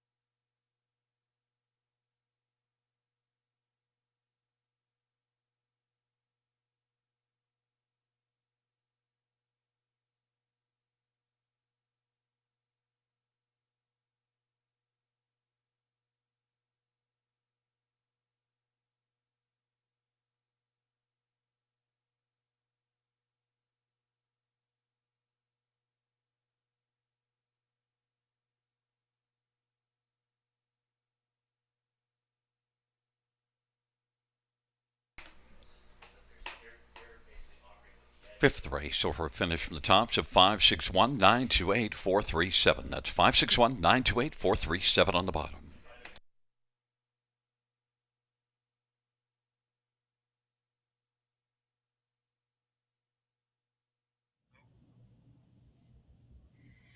Alrighty, we're flying right along here this evening. Days are getting shorter, right? As summer, well, there's only a few more weeks left of summer, right? Here we go into a late pick five at Grand River Raceway. I'm in to go for $24 even on a 20-cent play. I want the 1, Carson's Lucky Chip, and the 4, Guy. First time starter here for trainer James Dean, Paul McKenzie on the 4. 1 and 4 for me to start up the pick 5 play. 3 deep in the 7th with a 1, 4, and 5. I'm going to opt to go deepest of all, race 8. A little more wide open in there, I'm thinking. 1, 2, 3, 4, and 8 I'm using. We single up number 6, Cheese Dreams. This one beat me last time out. I'm not going to miss with him this time out. If he's as good as he was in the latest, he should get the job done once again. A single for me and maybe many others in the 9th, number 6, Cheese Dreams. House remains on board for trainer Scott McDibbin. 4 deep on the end of it. 1, 2, 3, and 8. Again, $24 even. One more ticket to look at here for our track announcer, Gary Guy. Let's bring on Gary's ticket for the late pick 5 at the River. He went 3 deep the opening leg. His top play here, of course, number 4, Guy. Also included in the 1 and 5. He's on the 1 and 4 in race number 7. 1 and 4 in the 7th being Love, Lou, and Stumble and Stagger. 2 deep in the 8th race. His top player in there being the 6 horse, Exquisite Dancer. The backup plan, number 4, Half Fast. Singles up, Cheese Dreams. We're both together on a single, race 9, and 4 deep on the end. We're both using 1, 2, 3, and 8. Gary's top player in there being 2, Play Something Sweet. One more ticket. This one for Connolly Ecclestone, our friend of the show. Connolly Ecclestone for a late pick 5. He's using 1, Carson's Lucky Chip, in the 5, Southwind Spino. Starting things up, he's 4 deep in races 7 and 8. He, too, will be singling up number 6, Cheese Dreams, in the 9th, as will many others.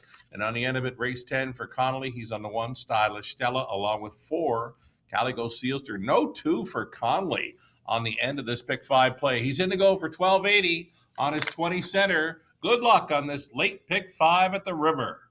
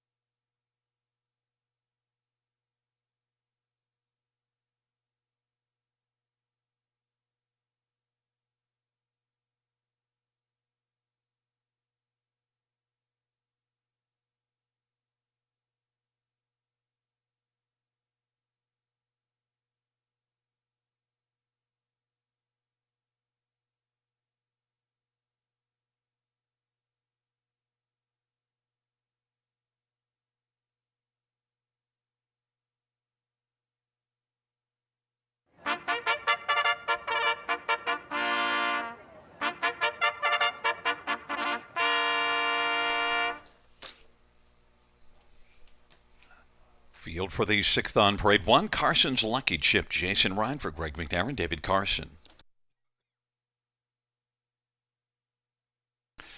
Number 2 is scratch. 3 is Apple's Esso. Travis Cullen for Jody Cullen and Paul Sanders. 4, Guy, Paul McKenzie for James Dean and woman James McKenzie and Paul Chapman. Number 5, Southwind Spino, Sammy Philly for Anthony Beaton and David Mercer and Timothy Hayes. And number 6, The House of Cash, Austin Sorry for Sean Stacy and William Brown and Brenda Darrable It's a field of 5, race number 6. Let's get right to it. And I know a guy who's got the 4 on top. Sugar, your top pick.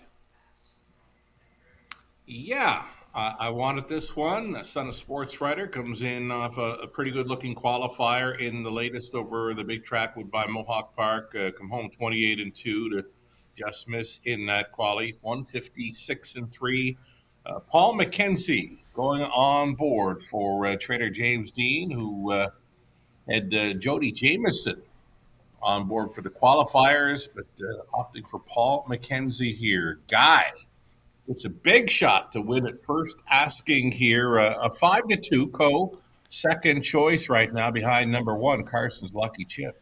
Well, we both like this one on top, so the question is, are we a wise guy, or is this just guy's lies? I'm just a guy. You're the guy. Well, yeah, really. But 5-2, I thought maybe you might end up being the favorite, but you know what that favorite status is? With your second choice, Carson's Lucky Chip. And this is actually one that comes in good form. It's had 4 starts, 3 of them top 3s. It's a compact field of 5, Gary, and I think they're all going to take similar action. I don't think there should be a clear-cut favorite nor a clear-cut long shot. Jason Ryan up in this one, Carson's Lucky Chip. Real good check getter, and just waiting on getting a picture taken. He's been a runner-up finisher once, a third-best finisher twice from just 4 outings. A 2-year-old colt, son of Sun Fire Blue Chip here, a current favorite at 8-5. You get a field of 5 too, and I mentioned earlier that if you can get left alone on the lead in a 5-horse field, it's more likely in a shorter field. Carson's Lucky Chip did try the front end at Clinton in a prospect series, and only 1 got by. I got to wonder if that's the plan for Jason Ryan. Could be. I mean, there looks to be lots of gate speed throughout the field, really. I mean, the 5-horse even has been on the lead in a qualifier back in June. Apple's Esso horse goes from a trailing spot to getting the nose on gate there for Team Cullen. I mean, I'll call it any one of 5. I didn't go 5 deep to start up the pick 5 play because you got to keep the price down somehow. But yeah, again, I don't see a clear-cut favorite nor a clear-cut long shot here. Well, number 6, the House of Cash. Sean Stacy, this is one that's had 2 starts, and the more recent start was better than the first one, so was at least going in the right direction.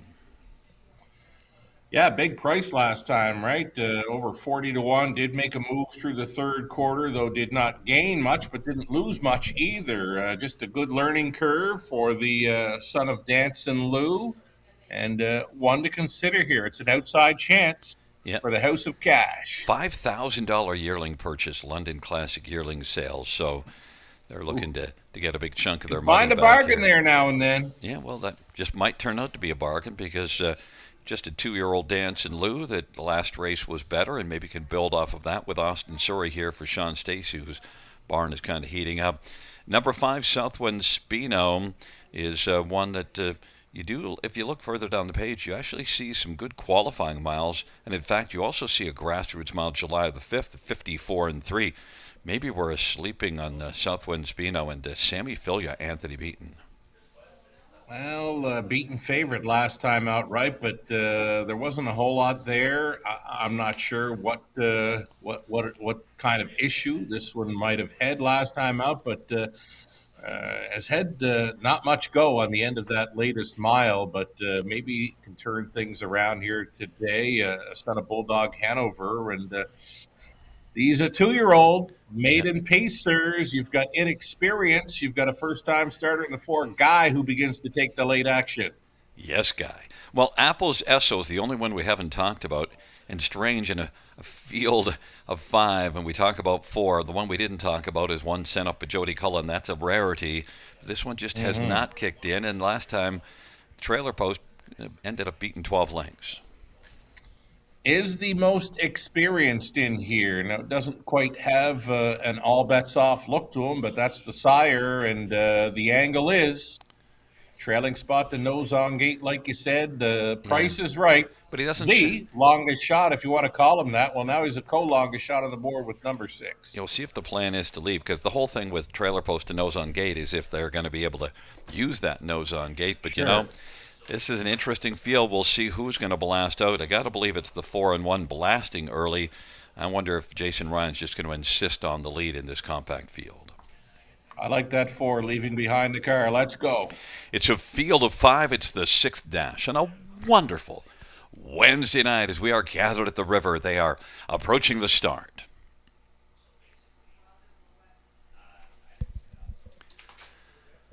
Field 4, race number 6. He is at the start of the rough, and Southwind Spino is going to blast quickest of all. On the inside, Carson's Lucky Chip. Apple's Esso. Guy is racing 4th, and the House of Cash is racing 5th, and Southwind Spino and Sammy Filia 4-1. Fired up early, leads right now by about 2.5 over Carson's Lucky Chip. Apple's Esso 3rd, Guy 4th, and the House of Cash is racing 5th. As they work their way off the turn, heading on towards us, Southwind Spino at 4-1, leading the 3-2 Carson's Lucky Chip, who's going to be racing from the pocket. In front of Apple's Esso 3rd, Guy 6-5 on the board is racing position 4th, and then it is the House of Cash who's trailing the field.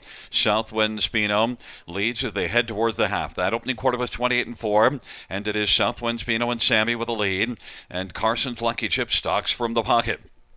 Apple's Esso right now is along the pylons, and then racing 4th is Guy, and House of Cash is 5th, and they head on to the half and past the half in 59-4, 31-second panel breather.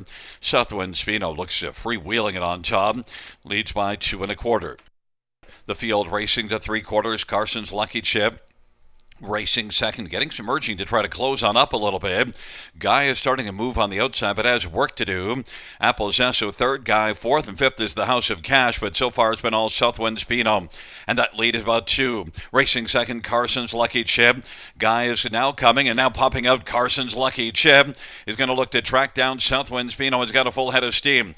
Carson's Lucky Chip on the outside. On the inside, Southwind Spino. Guy is racing 3rd. Apple's Esso and the House of Cash on down the stretch driver. Carson's Lucky Chip and Southwind Spino. Carson's Lucky Chip on the outside now is come on. Carson's Lucky Chip is going to win. Southwind Spino 2nd. Guy was 3rd. Apple's Esso 4th. 158-1. Carson's Lucky Chip. Well, had 4 starts going into this one, and the last 3 were all top 3 finishes. Well, so is this one, but the difference is it's a win. It's a victory, a pocket ride to a maiden victory here for Carson's Lucky Chip. One of the ones with a little more experience and a little more experience on hitting the board as well. He was really good tonight. Very nice back half for the Colt Son of Sunfire Blue Chip. Clicked home in his back half's likely 58 flat. I thought it'd be very tough for the rest of them when the pace setter.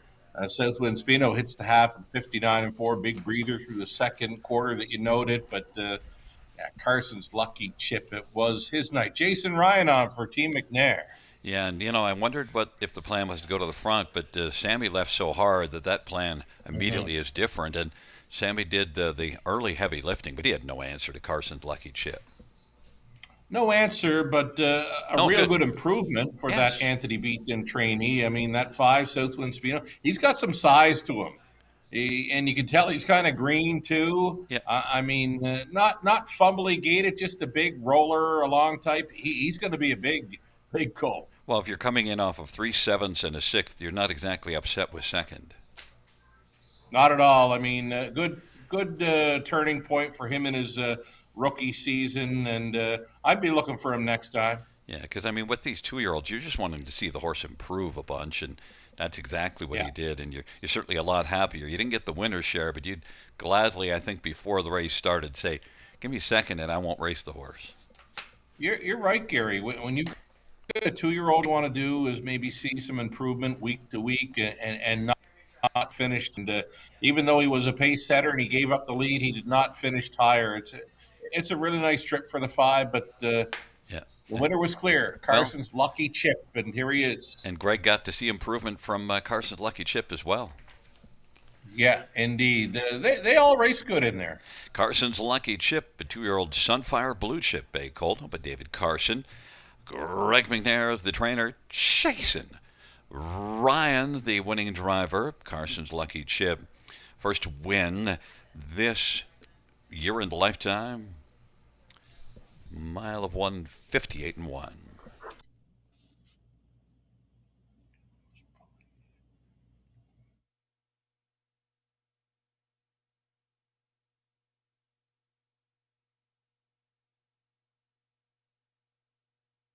Sixth race pouch, 1, Carson's Lucky Chip, 510, 270, 210. 5, Southwind Spino, 380, 320. 4, Guy, 210. $2 exactor, 25.50. Dollar try, 35.25. Dollar super, 74.35. 20-cent super, 14.87.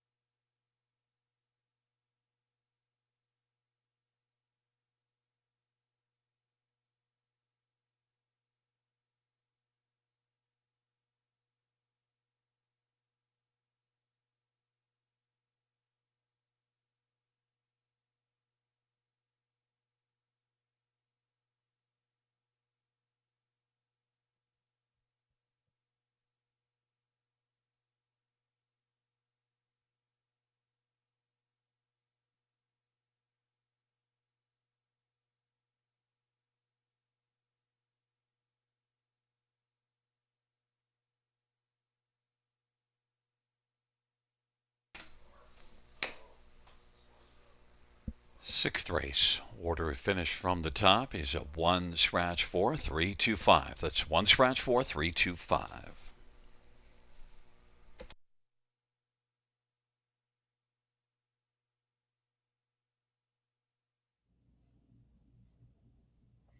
Alrighty, we are underway with the late pick 5. Carson's lucky chip 3-2, starting it up now on to a pick 4 play here, beginning in race number 7. So let's bring up some ticket ideas. These are ticket suggestions by myself, Gary Guy, Connolly Ecclestone. Opening leg for me, I want 3 deep in here. Love Lou, Stumble and Stagger, Tall and Cruisin'. We're going to go deepest of all still in race number 8. 1, 2, 3, 4, and the 8. Kind of wide open there in leg 2 of the pick 4 play.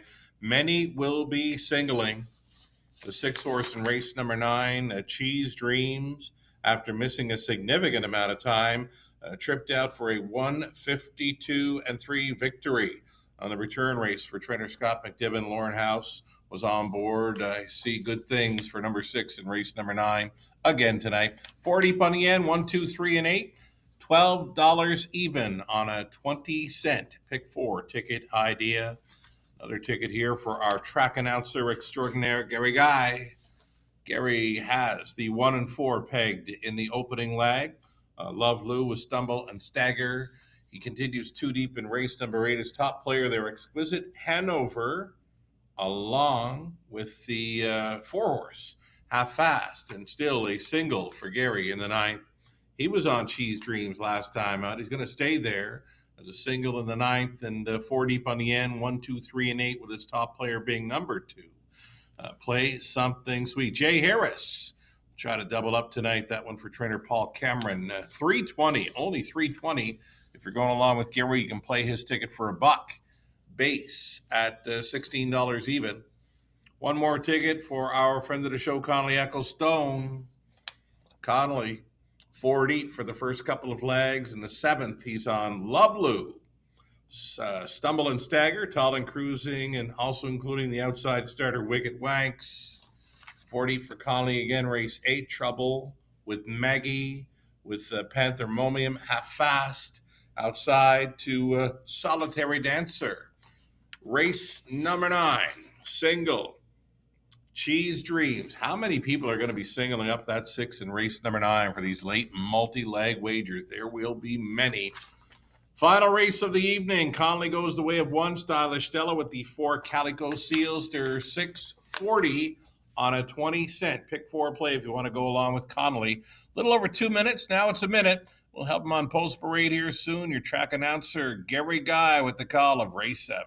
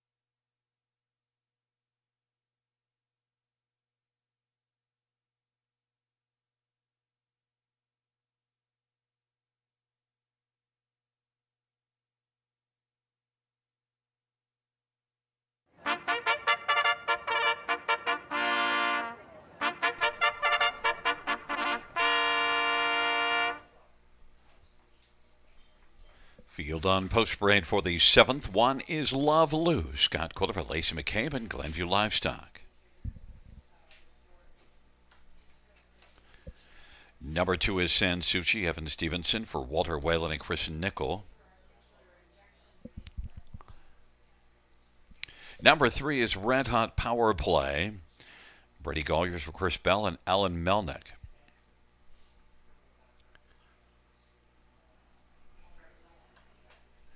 Number 4 is Stumble and Stagger. Lauren House for Richard Griffiths and Bradley Johnson.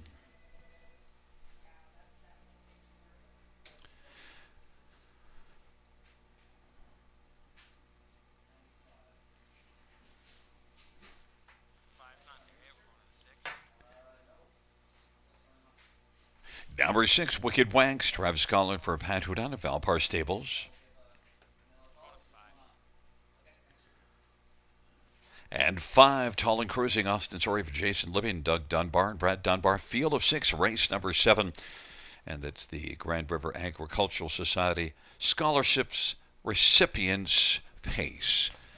To get a look at this field, and, well, we're going to start with number 4, Stumble and Stagger.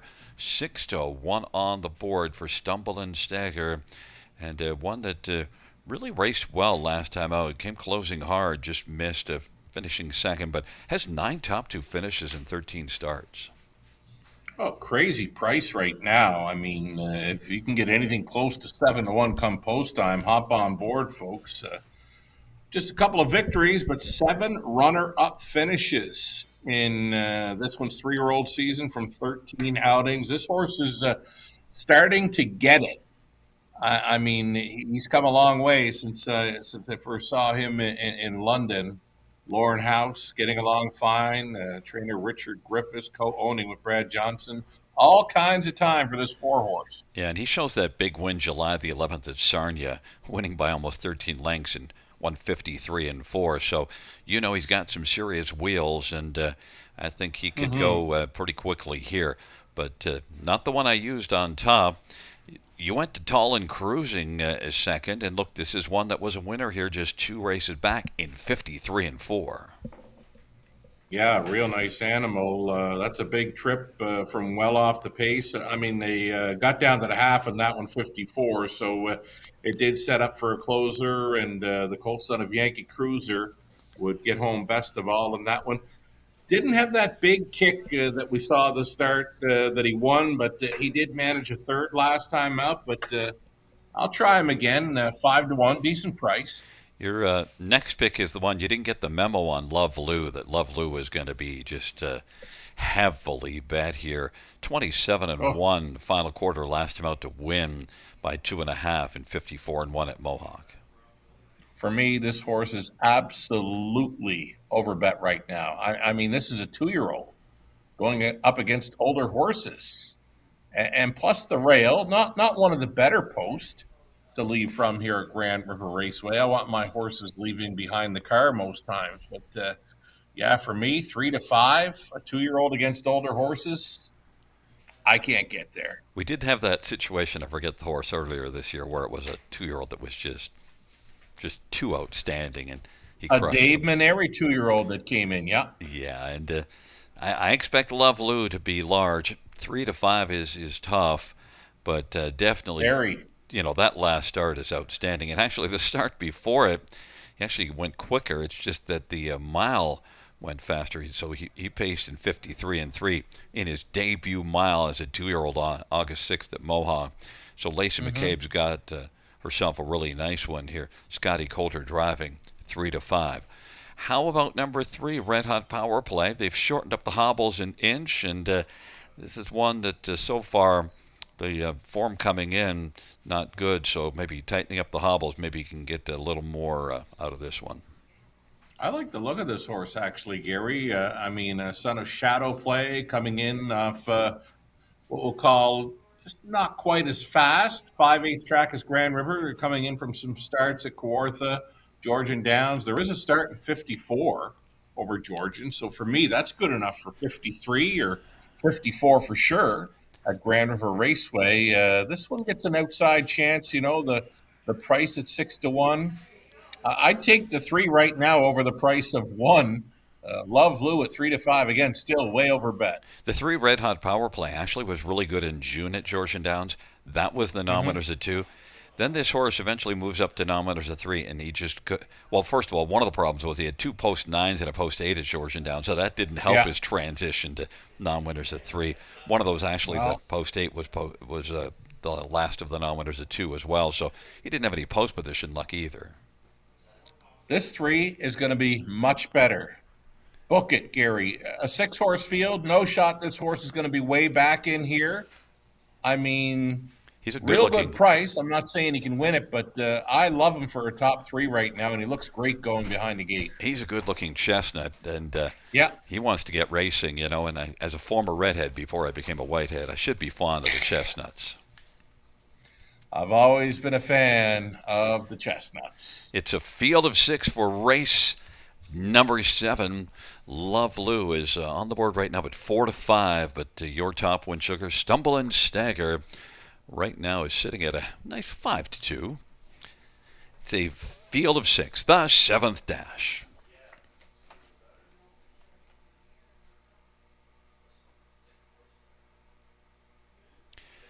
Field for the 7th race is at the start of the rough in Red Hot Power Play.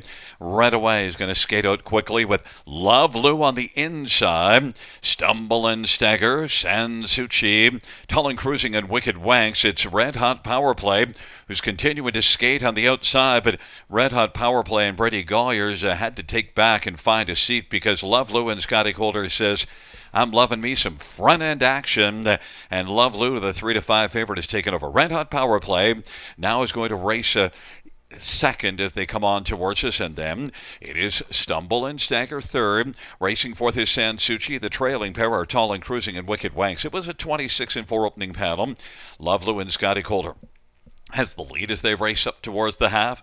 Red Hot Power Plays racing second, and then popping out from third right now goes Stumble and Stagger. Love Lou is trying to pick up a second panel breather with Red Hot Power Play tight in the pocket. Stumble and Stagger on the outside is getting up a little closer and is only 2 back, and on the outside Tall and Cruising, on the inside Sansuchi and Wicked Wanks. But it's Love Lou who's got the lead, 57-1 halftime, 30-2 second panel. For Love Lou, we'll have to fend off Stumble and Stagger, who has gotten closer. Love Lou and Stumble and Stagger, Red Hot Power Play, Tall and Cruising, Sansuchi and Wicked Wanks.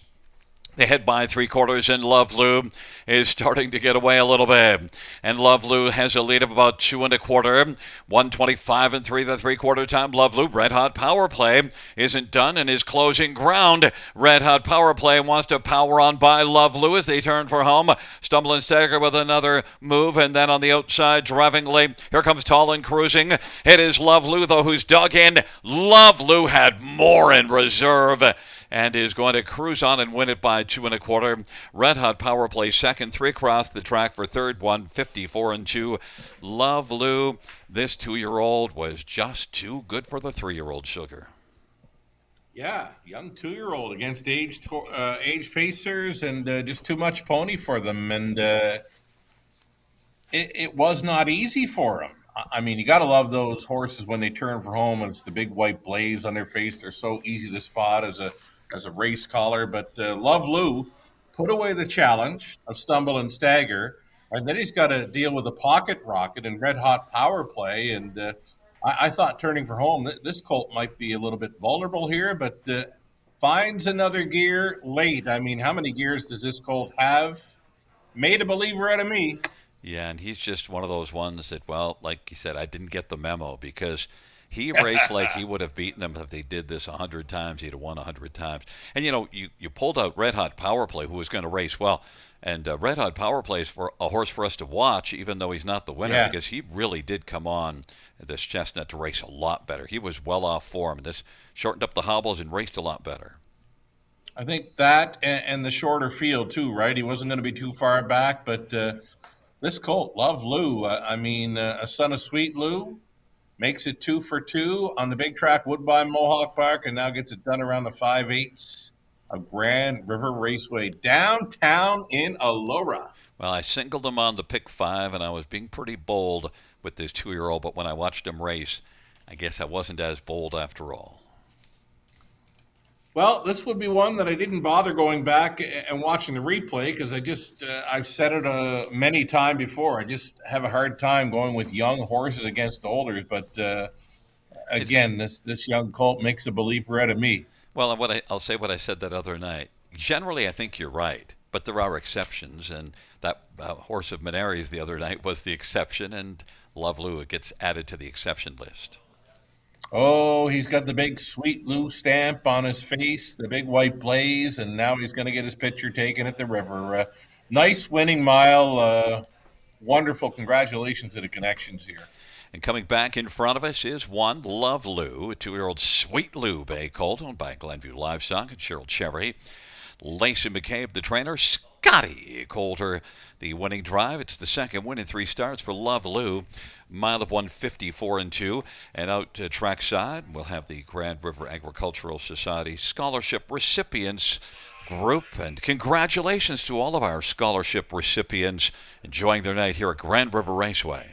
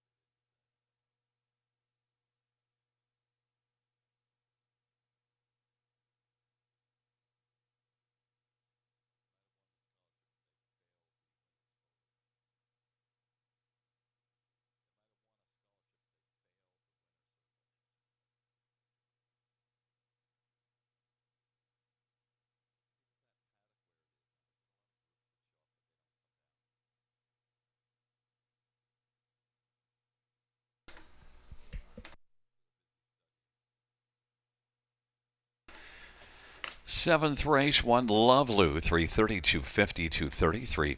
Red Hot Power Play, 530, 452. Sansucci, 660. $2 exactor, $16. Dollar Try, 53.55. Dollar Super, 87.25. 20-cent Super, 17.45.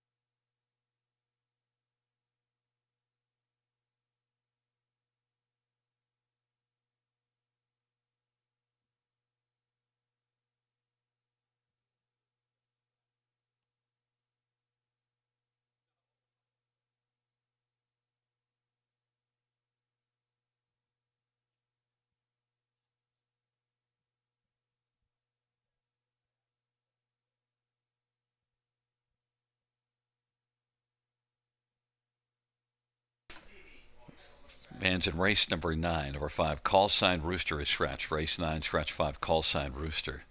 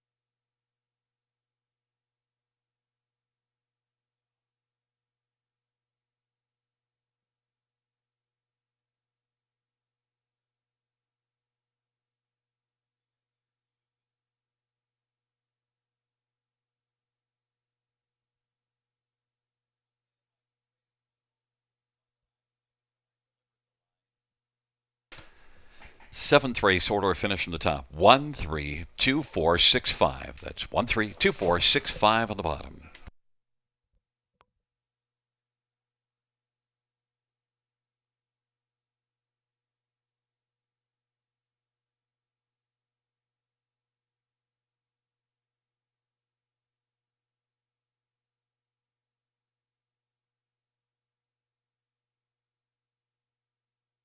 Winback Farm graduates are born to compete and raised to win and have made over $480 million and have won over 50,000 times. Yearlings for sale at Goshen, Ohio, Lexington, London, and Harrisburg. Featuring first crop yearlings sired by Meadowlands Pace winner Beach Glass, Adios Pace winner Cannibal, O'Brien Award winner Lawless Shadow, multiple O'Brien Award winner Tattoo Artist, and Dan Patch Award winner Volume 8. Yearlings eligible for multiple racing jurisdictions. For more information, visit winbackfarm.com.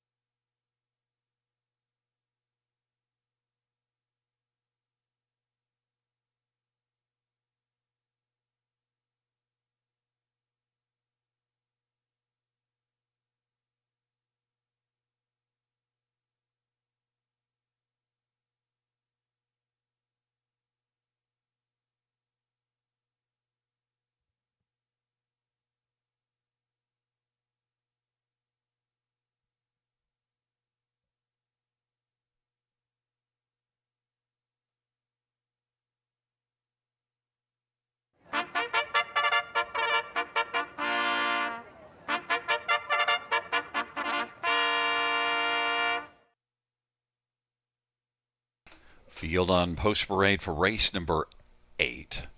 One is Stampa, Damian McClellan for Ashley Lenvoy and Theodore Davis. Number 2 is Trouble with Maggie, Jody Jamison for Carl Jamison and Greg Hayter. Number 3 is Panthermonium, Austin Sorry for Matthew Panos and Mataross Stables. Number 4 is Half Fast, Travis Cullen for Jody Cullen.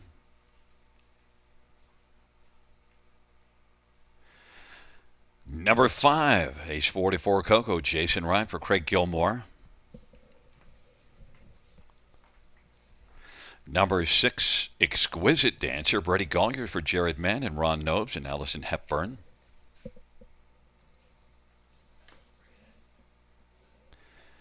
Number 7, My Gelato, Jay Harris for Vernon Cochran and Edward Gork.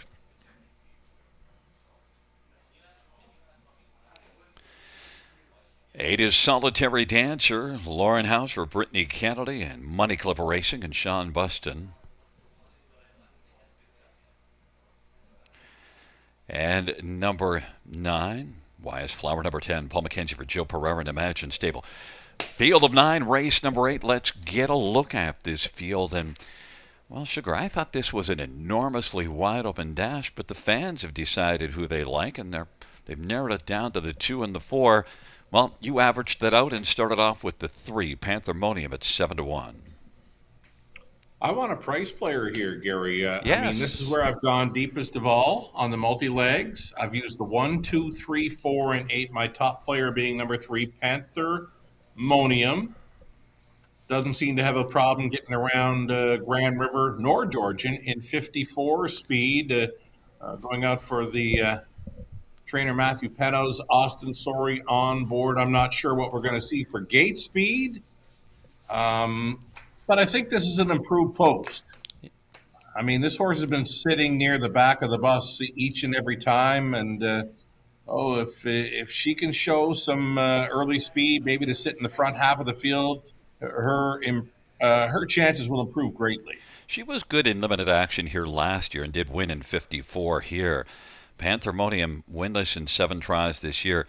But you've seen a couple of good starts, one at Clinton and then one here August the 5th. The key for me why I didn't go to this one was the lack of gate speed, so it needs to get rolling early. We'll see if that can happen. Right. But I think this is a wide open dash. I wouldn't want the favorite in with this group because I don't really see anyone that just jumps off the page, so I wouldn't take any favorite. Number 8, Solitary Dancer is not a favorite, 21-1, and yet, you know what? This one's got a win and a second in the past 3 starts. Yeah, the form is pretty good for trainer Britt Kennedy. Obviously, Lauren House gets along with this daughter of all bets off. It's an outside post to overcome, but this mare, she does have some gate speed. She showed it when wiring up the field there at Dresden's half miler early August. 17-1 price player. I think you're right, Gary. I don't see a favorite winning this race. I mean, if there's a long shot or a price player to show up in these late multi-leg wagers, I think it comes here in race 8. This was one that was a good 3-year-old last year, very good, consistent, and just hasn't quite been the same as a 4-year-old. But, well, maybe if you look at the recent form, the last 3 now is coming on. Had that one rough outing. They tried Mohawk. That didn't work, but the 2 starts away from Mohawk were both good. I think this is a sleeper play at 16-1. I like that you used this one. Number 2, Trouble with Maggie, Jody Jamison for Carl Jamison. Jody's probably still brimming from his trip down to the Maritimes. Oh, he's going to be brimming for a long time. I mean, that is a race that most everyone wants to win.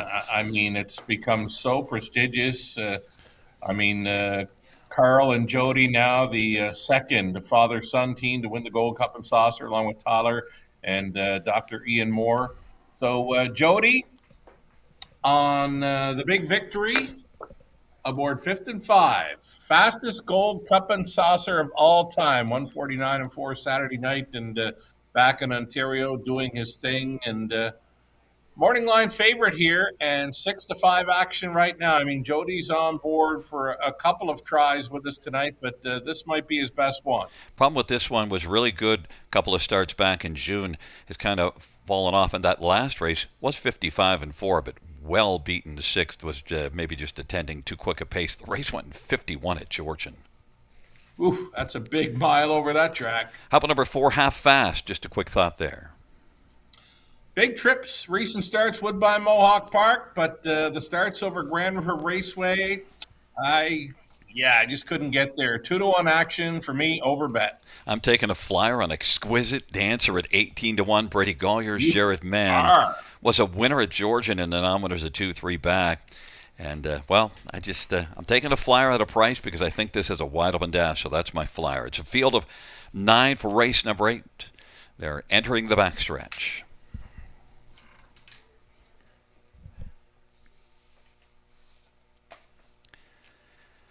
Field of 9 for the 8th race is at the start of the rough and getting out well. Half Fast is moving well and driving with Ace 44 Coco. Exquisite Dancer, My Gelato. Trouble with Maggie on the inside now is 4th, as My Gelato is 5th, and 6th is Stampa. And Trouble with Maggie goes off stride, and Jody does well to get this one down into the safety lane, but did impact YS Flower number 10, and they race on to the opening quarter. Half Fast 2-5 favorites got the lead. Ace 44 Coco at 50-1 is racing position to second. Exquisite Dancer at 30-1 is third if the field comes on towards us. Off at 26-3 opening quarter. Half Fast look to pick up a breather, then Ace 44 Coco and Exquisite Dancer, then My Gelato. Stampa's racing fifth in line, and Panthermonium is sixth, and then way back is YS Flower number 10, and Solitary Dancer is second from last. In Trouble with Maggie had trouble early, went off stride and is out of it. It is Half Fast, 2-5 on the board. Half of 56 did pick up a 29-2 second panel breather.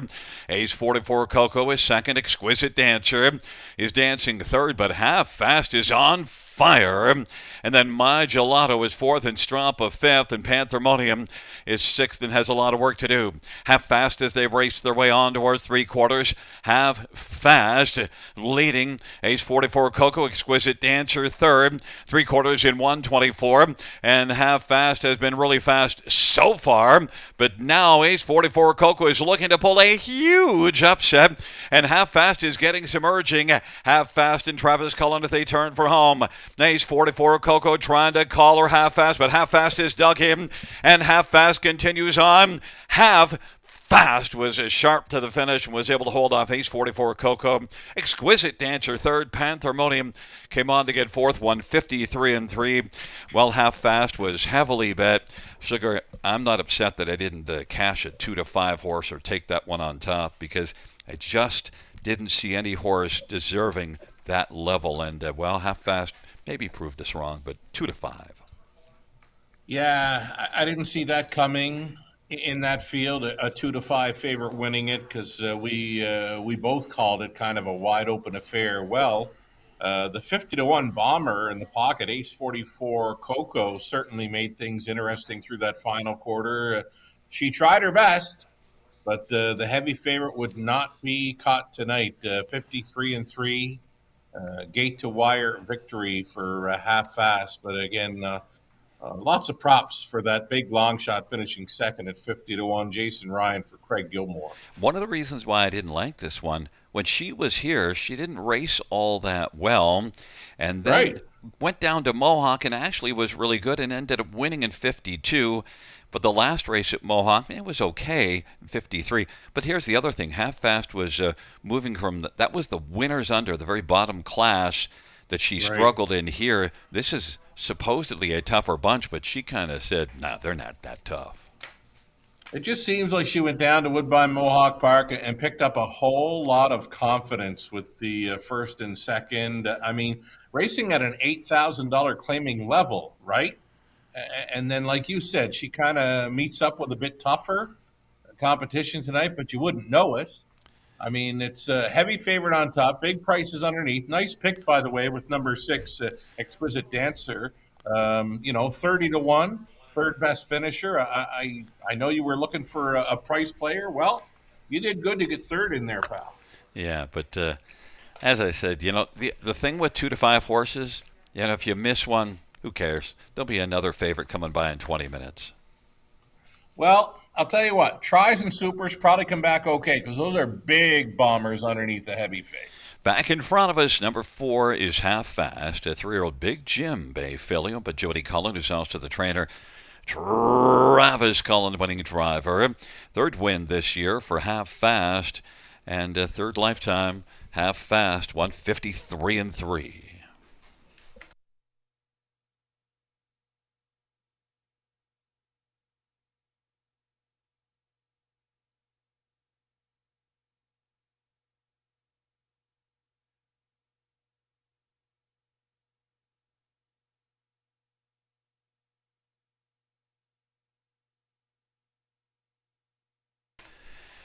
Eighth race payouts for Half Fast, 280, 240, 220. 5 Ace 44 Coco, 1239.66. Exquisite Dancer, 1060. $2 exactor, $56.90. Dollar Tribe, $275. Dollar Super, $1193.55. 20-cent Supers, $238.71.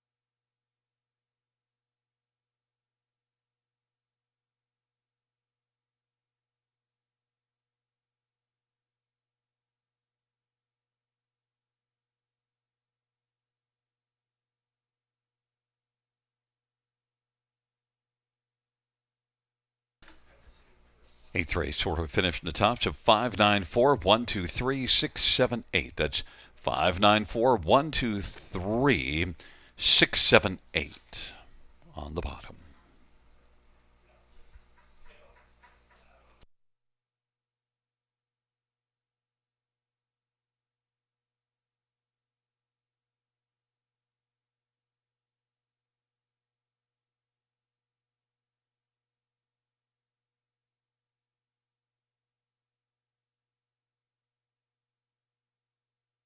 Winback Farm graduates are born to compete and raised to win and have made over $480 million and have won over 50,000 times. Yearlings for sale at Goshen, Ohio, Lexington, London, and Harrisburg. Featuring first crop yearlings sired by Meadowlands Pace winner Beach Glass, Adios Pace winner Cannibal, O'Brien Award winner Lawless Shadow, multiple O'Brien Award winner Tattoo Artist, and Dan Patch Award winner Volume 8. Yearlings eligible for multiple racing jurisdictions. For more information, visit winbackfarm.com.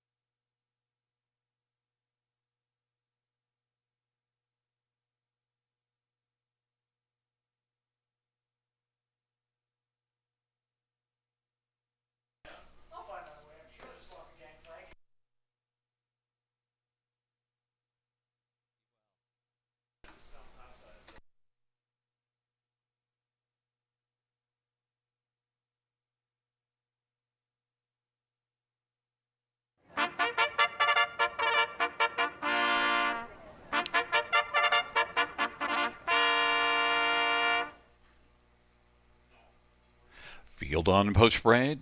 1. Win Sun Gunner. Tyler Jones for Dustin Jones and Mickey Suter and Sean Dewick. Number 2 is Lions Moon Shadow. Scotty Golder for Ken Oliver and 3 Lines Racing. Number 3 is Into It Big. Austin Sorry for Lindsey Curran, Sally Charlton, and Stu McIntosh. 4 is Walk of Life. Jason Ryan for John Pentland and Gary Volpe and Alan Alver. 5 is Scratched. And number 6, Cheese Dreams. Lauren House for Scott McNiven and Kimberly and Kelly McNiven and Doug Haywood and Bradley Douglas. Field of 5 for race number 9. Let's get a look at number 6, Cheese Dreams and Sugar. We got a nice look at him here last time. Oh, he was outstanding. He was too, and you know what? I laid off of him because he had missed a significant amount of time. We're talking 11 months, and for him to come back and go where he did off a pocket ride of 52 and a bit to win his seasonal debut, I've got all kinds of faith in him tonight. Looks like we've got a late scratch in here with the 5 not going, so he gets to move in a spot now. You know what? The 3 Into It Big should be a player. The 1 comes in from the big track and might be his, between the 1 and 3, they're likely to step his competition. But again, he seemed to do that quite easy last week, Gary. Yeah, and if you look further down your page, you also see last year as a 2-year-old, him coming a final quarter of 26-2 to finish second in a grassroots event. So as a 2-year-old, he was mighty impressive. He was 5 out of 8 in the top 2. And so, yeah, he was off the shelf a long while from September the 25th and only got back to the action August the 19th here. But boy, he just came out and was very impressive. And he beat one that was racing really well. Into It Big is one that came in with full credentials, was really racing well. Won here August the 5th. And that was a nice mile of 53-2. Went quicker last time, but would have needed to go even faster to hold off Cheese Dreams. But nothing wrong with Into It Big. Not at all. Into It Big, showing some great form. I mean, was starting in the spring there in London and then took some time away, almost 2 months between starts after that 6th best finish May over London.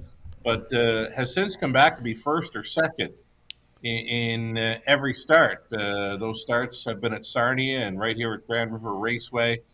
Worth a long look with these, but you know what? Cheese Dreams, he kind of beat him quite easy last time out, so Into It Big gets a shot at another deuce or a top 3 finish with this 1 Win Sun Gunner coming in. Win Sun Gunner, we might as well get to that. Now look at first glance, you look, well, back-to-back 6th place finish, and then you look over and say, well, hold on a second. 51-4 the last 2 miles, 51-3 before that. You see a 51-3 further down the page, and a 51-3 June the 13th. So his page is littered with speed. Yeah, you're talking about all those 51 miles, and then there's even a 53 and a bit mile over Sarnia's 5/8. Now Sarnia, not a real quick 5/8. Like I don't think anywhere close to the speed of Grand River Raceway's 5/8. But to see a horse like this pace 53 over Sarnia, you'd have to think he can get around Grand River in 52. Yeah. It's an inside post to work with, but what's he got for gate speed, right? Yeah, and he hasn't been flashing it, although June the 13th, 27-1 opening quarter, he blasted the front, but a lot of the other miles not as quick off the gate, but he certainly could be flying late if he can get off the gate a little bit. Win Sun Gunner's got enough overall speed. Yeah, I'm seeing now too, though, right? He is a 3-year-old. He is a cattle wash colt. He's raced a lot of Ontario Sire Stakes action in recent starts, so maybe looking for some confidence here. But we've seen this look earlier on this evening with a 3-year-old colt meeting up against older horses, and it's not an easy transition, right? We saw a 2-year-old beat some older horses here throughout this back half of the card, but it could be a little tough for Win Sun Gunner meeting the likes of Into It Big and Cheese Dreams that have him beaten on age.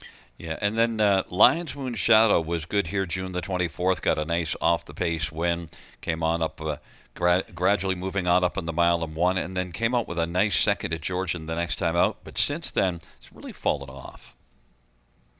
Yeah, 3 back there, took right to the back and just had no interest in there. And then showed a little more life on the August 12th start. And then 5th best last time out. I think the shortened up field, Gary, is really going to help this horse.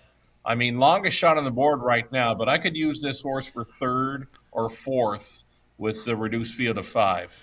Yeah, and we might as well get to Walk of Life, so we'll cover the field. Or cover another one. Walk of Life is one that raced to a 3rd here and raced 52-4 at Mohawk last race. Problem is the race went 50-1. Right. I mean, 52-4 over Woodbine Mohawk Park, and now you're switching to Grand River, where the race is likely, in all likelihood, it's going to go in 52. So, Walk of Life, I think, should be the longest shot on the board in here. But John Pentland, Jason Ryan teaming up. Well, Cheese Dreams, the fans remember Cheese Dreams beating Into It Big. Maybe Into It Big could turn the tables. We saw one earlier tonight with Jay Harris turning the tables on the one that beat him. That was earlier on in the evening, and, we'll see if it can happen here again. All right, let's go. It's a field of 5. It's the 9th dash.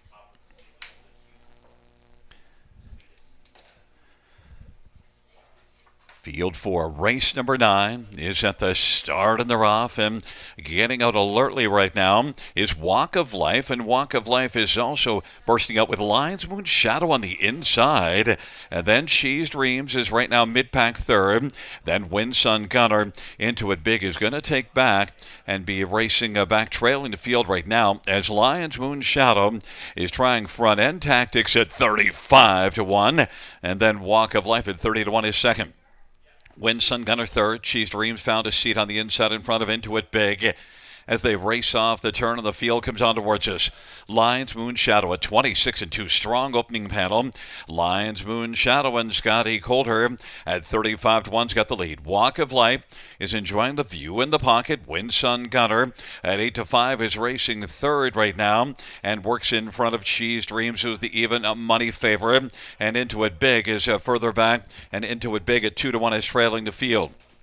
It is the 2 longest shots on the board with the top 2 spots right now. Lion's Moon Shadow at 35-1 and Walk of Life at 30-1. But there goes Wind Sun Gunner now, gunning first over. Half was 55-4. Lion's Moon Shadow, Wind Sun Gunner. Cheese Dreams now is moving up on the outside. Cheese Dreams got a little rough there for a moment, now is steadied up. And then it is Lion's Moon Shadow, Wind Sun Gunner, Walk of Life, and then Cheese Dreams is racing out 3 wide and Into It Big. But Lion's Moon Shadow is looking to steal this race. 124 the 3/4. It is Lion's Moon Shadow who's racing on a lead of about 2.25 lengths, but Cheese Dreams is looking to close. Lion's Moon Shadow on down the stretch drive they come. Lion's Moon Shadow is getting away. Lion's Moon Shadow at 35-1 is going to win. Then second, Cheese Dreams, it appeared to be. Into It Big was way out wide, and Wind Sun Gunner on the inside. 151-4, Lion's Moon Shadow. Sugar, I didn't see that coming, and I'm not alone. Yeah, I'm right there with you. Like I said, 3 starts ago, I was kind of high on this horse with leaving post 4, went straight to the back, and very little interest. And then the last couple of goes, then 5th, 54 speed over the river, and now wants to wire them up tonight in 51-4. Not many would see that coming, and that's why he's a big number on the board.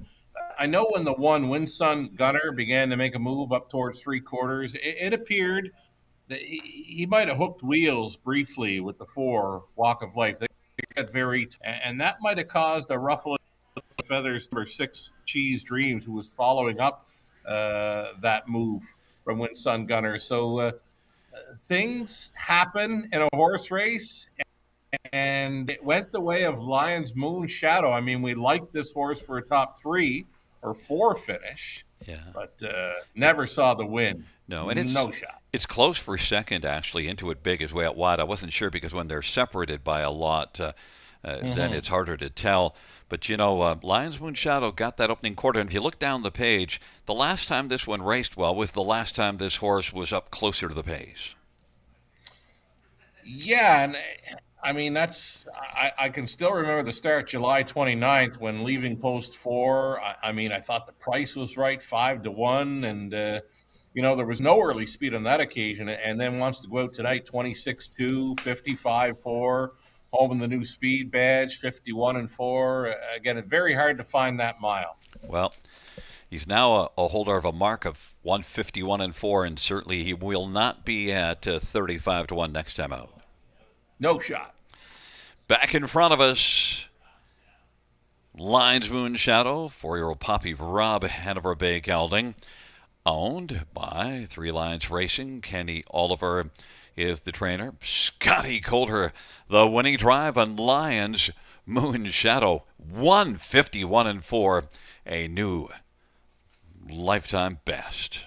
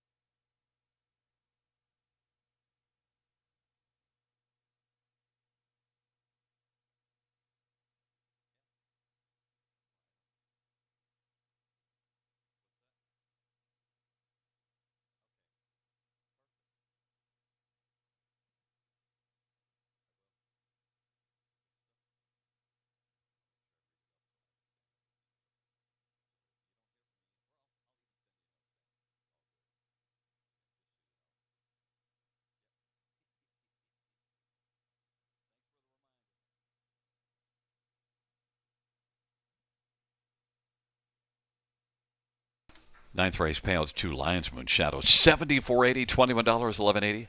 Six cheese dream, 390, 393. Into it big, 340. $2 exactor, 150, 340. Dollar try, 250.05. Dollar super, 390.60. 20-cent super, 78.12.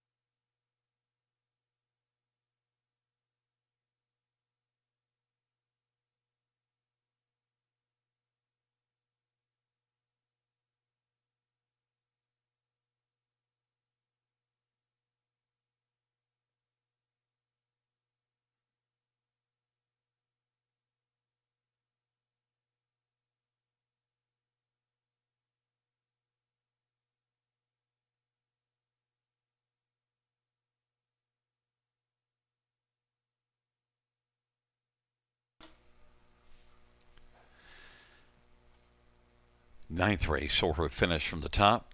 It's a 4-1-3-5 scratch 2. That's 4-1-3-5 scratch 2 on the bottom.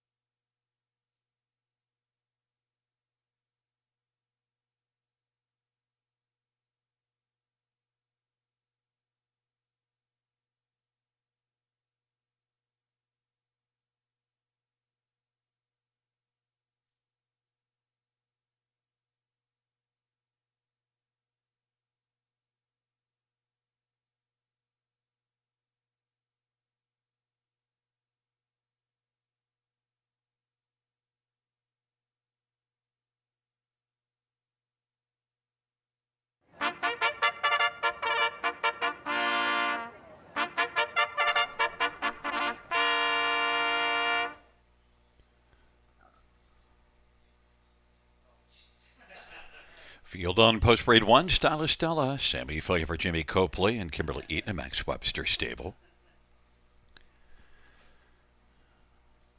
Number 2 is Play Something Sweet, Jay Harris for Paul Cameron and Jamie Cameron and Arnold's Horse Shack. Number 3 is Century Move, Scott Calder for Rene Barassa and Mark Gillenage, Gilles Cowett. Number 4 is Calico Silster, Jason Ryan for Joshua McKibben and Kim Smith.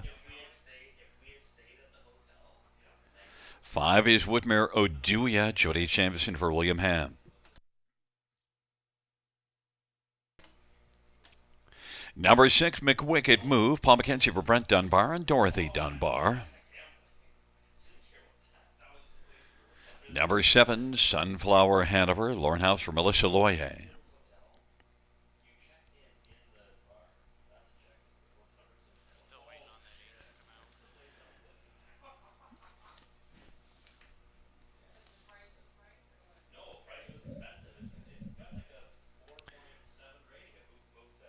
We're still awaiting number 8, Dottie Hinson. There's Travis Cullen for Guy Gagnon, Leo Tournier, and Guy Morin, Jeanette Houle. It's a field of 8, race number 10. Let's get right to it. Number 3, Century Moon, now is really moved down on the tilt board to even money. Raced better last race, and, well, you're thinking that this horse just might be able to move on up from 3rd to 1st, and you get a hot Scotty Coulter, who's won a couple tonight, and last weekend had a 4-win night at Georgian Downs. He's been kind of heating up of late. Well, hot hands for Coulter. Maybe they continue here into the finale. I mean, even money for this horse at this level. Last time out was 7-1 from the same post. Now, the daughter of Catawash, she would finish up very strong on the end of her mile, and that's why likely taking the action there tonight. Did I expect even money? Not really. I would have expected more along the lines of her morning line of 7-2. But if she wants to hang around here at even money right up to post time, I might look for a price player. This is one that's been a consistent top 3 finisher and does have 6 wins in the last 21 starts. Lots of top 3 finishes. I'd like to see some gate speed. That's why I didn't take this one on top. We'll see if that's the plan here. Cut gate speed from one last in the 9th race that we didn't expect. Lions Moon Shadow blasting us and winning at a huge price. So Century Moo won't be a huge price. I've turned the page already, man. Turned it on. Well, hey, it happens. But some people have some nice Pick 5 tickets to look forward to because there's still Pick 5 tickets alive. And I'll tell you, number 2, Play Something Sweet is my top one, and this is one that did use gate speed last time out at Georgian Downs. Now look at the winner got by, but it was at least a second. This one comes in with 5 consecutive top 3 finishes, has been racing well. Jay Harris, Paul Cameron. Yeah, I honestly thought this one would be the favorite, and she might go off as the favorite. She's a beautiful chestnut daughter of Catawash, and she's been with us before. Those are some pretty good miles in recent trips, like 53 speed off a pocket ride at Georgian in the latest. I would take her right now at 7-2 versus the 6-5 on 3, but those odds could flip-flop in a big way come post time. You know who's enticing here is the one Stylish Stella, because the first to start for Jamie Copley was Stylish Stella August 15th at Georgian, just was a non-factor. Then 4 days later, here last time out, bombed to the front and just was looking too good for the field. Stylish Stella now comes back, has the inside post and flashed that gate speed 26-3 last time out, and then just kept on marching. Yeah, if Sammy can put her in play, like have her sit in the top 3 early, that's going to improve her chances in a big way. The price is right, 5-1, but this is a tougher group. Yeah, I do understand that, but that was a really nice mile. And look, I think this horse is a different animal, blasting to the front like last time out. And I just wonder if there's what more there is in the tank, because she wasn't tested at all. She was in front by 4 when they turned for home. Well, you might be convincing me now, because I want a price here. I don't want the 3. at 3 to Well, 2. I want a price player here. if you want a price player, it's 8 Dottie Hinson, who's actually raced very well. 8 top 2 finishes and 13 starts. The price on the board is only really reflective, I think, of the post position. Yeah, and her most recent wins got TC on board. Here's TC with number 8, Dottie Hinson, on the outside looking in. But if he can find a way for her to show some early scat, like put her in play, get her up close, she'll get a big shot here. The one you threw on the bottom of the ticket for Calico Sealster, blinkers to open bridle, and was really good here, a second beaten ahead, 2 back. Trailer post last race, so gets back to nose on gate. Maybe that's the angle. The beware angle right there for Calico Sealster. Let's go. Field of 8, race number 10, the final dash. Field for race number 10. He is at the start. And the rough Century Moo is moving out well with Woodmere Oduya. Stylish Stella plays something sweet. Calico Sealster is 5th away. Sunflower Hanover.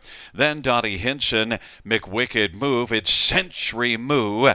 And Scotty Coulter, who's got the lead. Woodmere Oduya is racing second for Jody Jamison. And Stylish Stella third. Plays something sweet is 4th. And Calico Sealster is 5th.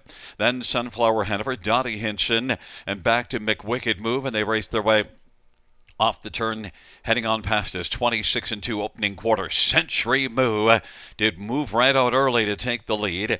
Woodmere Oduya is currently doing second in front of Stylish Stella. Then Play Something Sweet is racing 4th as the field heads up towards the half off that strong 26-2 opening quarter.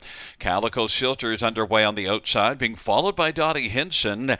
Then Sunflower Hanover and McWicked Move. Century Moo leads as they hustle their way on down the backstretch off a 56 halftime, and they race their way on toward 3/4, and still racing second. Woodmere Oduya at 10 to 1. Calico Sealster has been advancing on the outside and is up to just 2 off the lead third. Then Stylish Stella is racing 4th, and Dottie Hinson is on the outside 5th, and 6th is Play Something Sweet. McWicked Move and back to Sunflower Hanover.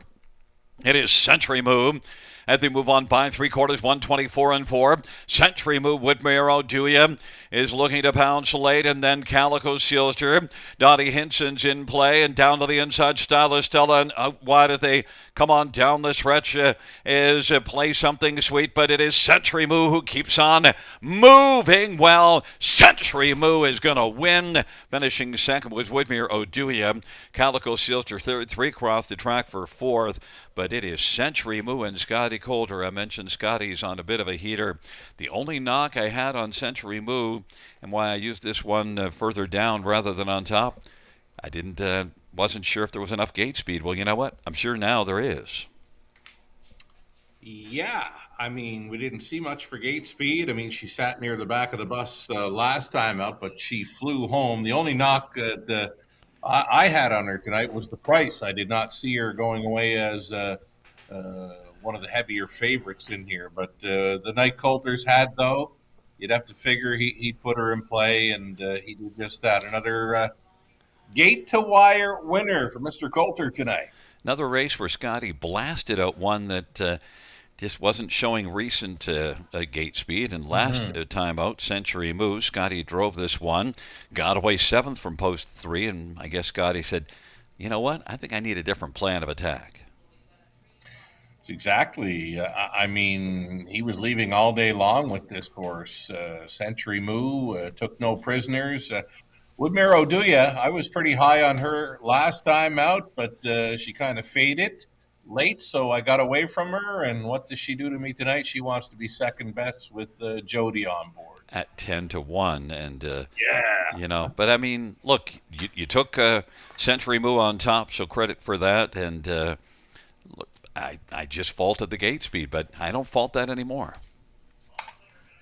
No, not at all. I mean, now we know she can leave, right? So, I mean, if she draws pretty much the same or in behind the car next time out, you'd have to be figuring, let's show some gate speed again, eh? So we'll be watching for that. And, yeah, it's been a slice. Friday night is coming soon. We'll talk to you Friday night. Back in front of us is number 3, Century Moo, a 3-year-old cattle wash bay filly owned by Marc Gelinas, Gilles Cowett, Rennie Barassa, the trainer. Scotty Coulter, the Tan Tornado. 3 on the night for Scotty Coulter. It's the 3rd win this year, 7th lifetime. Century Moo, and the Tan Tornado gets the hat trick. 153-3 for Century Moo.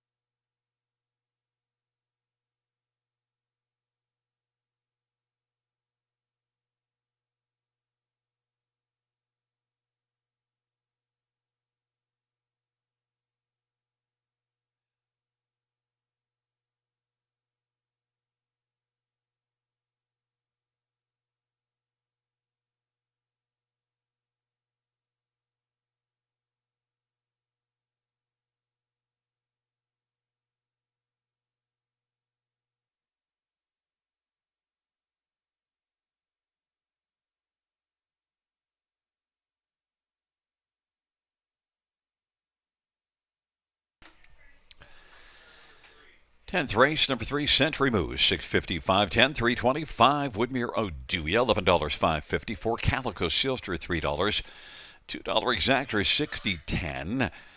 20-cent tries, 16.68. 20-cent high 5, 255.50. $2 double of 2 and 3 is 233.20. 20-cent pick 3, 31.34. 20-cent pick 4 is 57.81. And we had a 20-cent pick 5 of 127.88.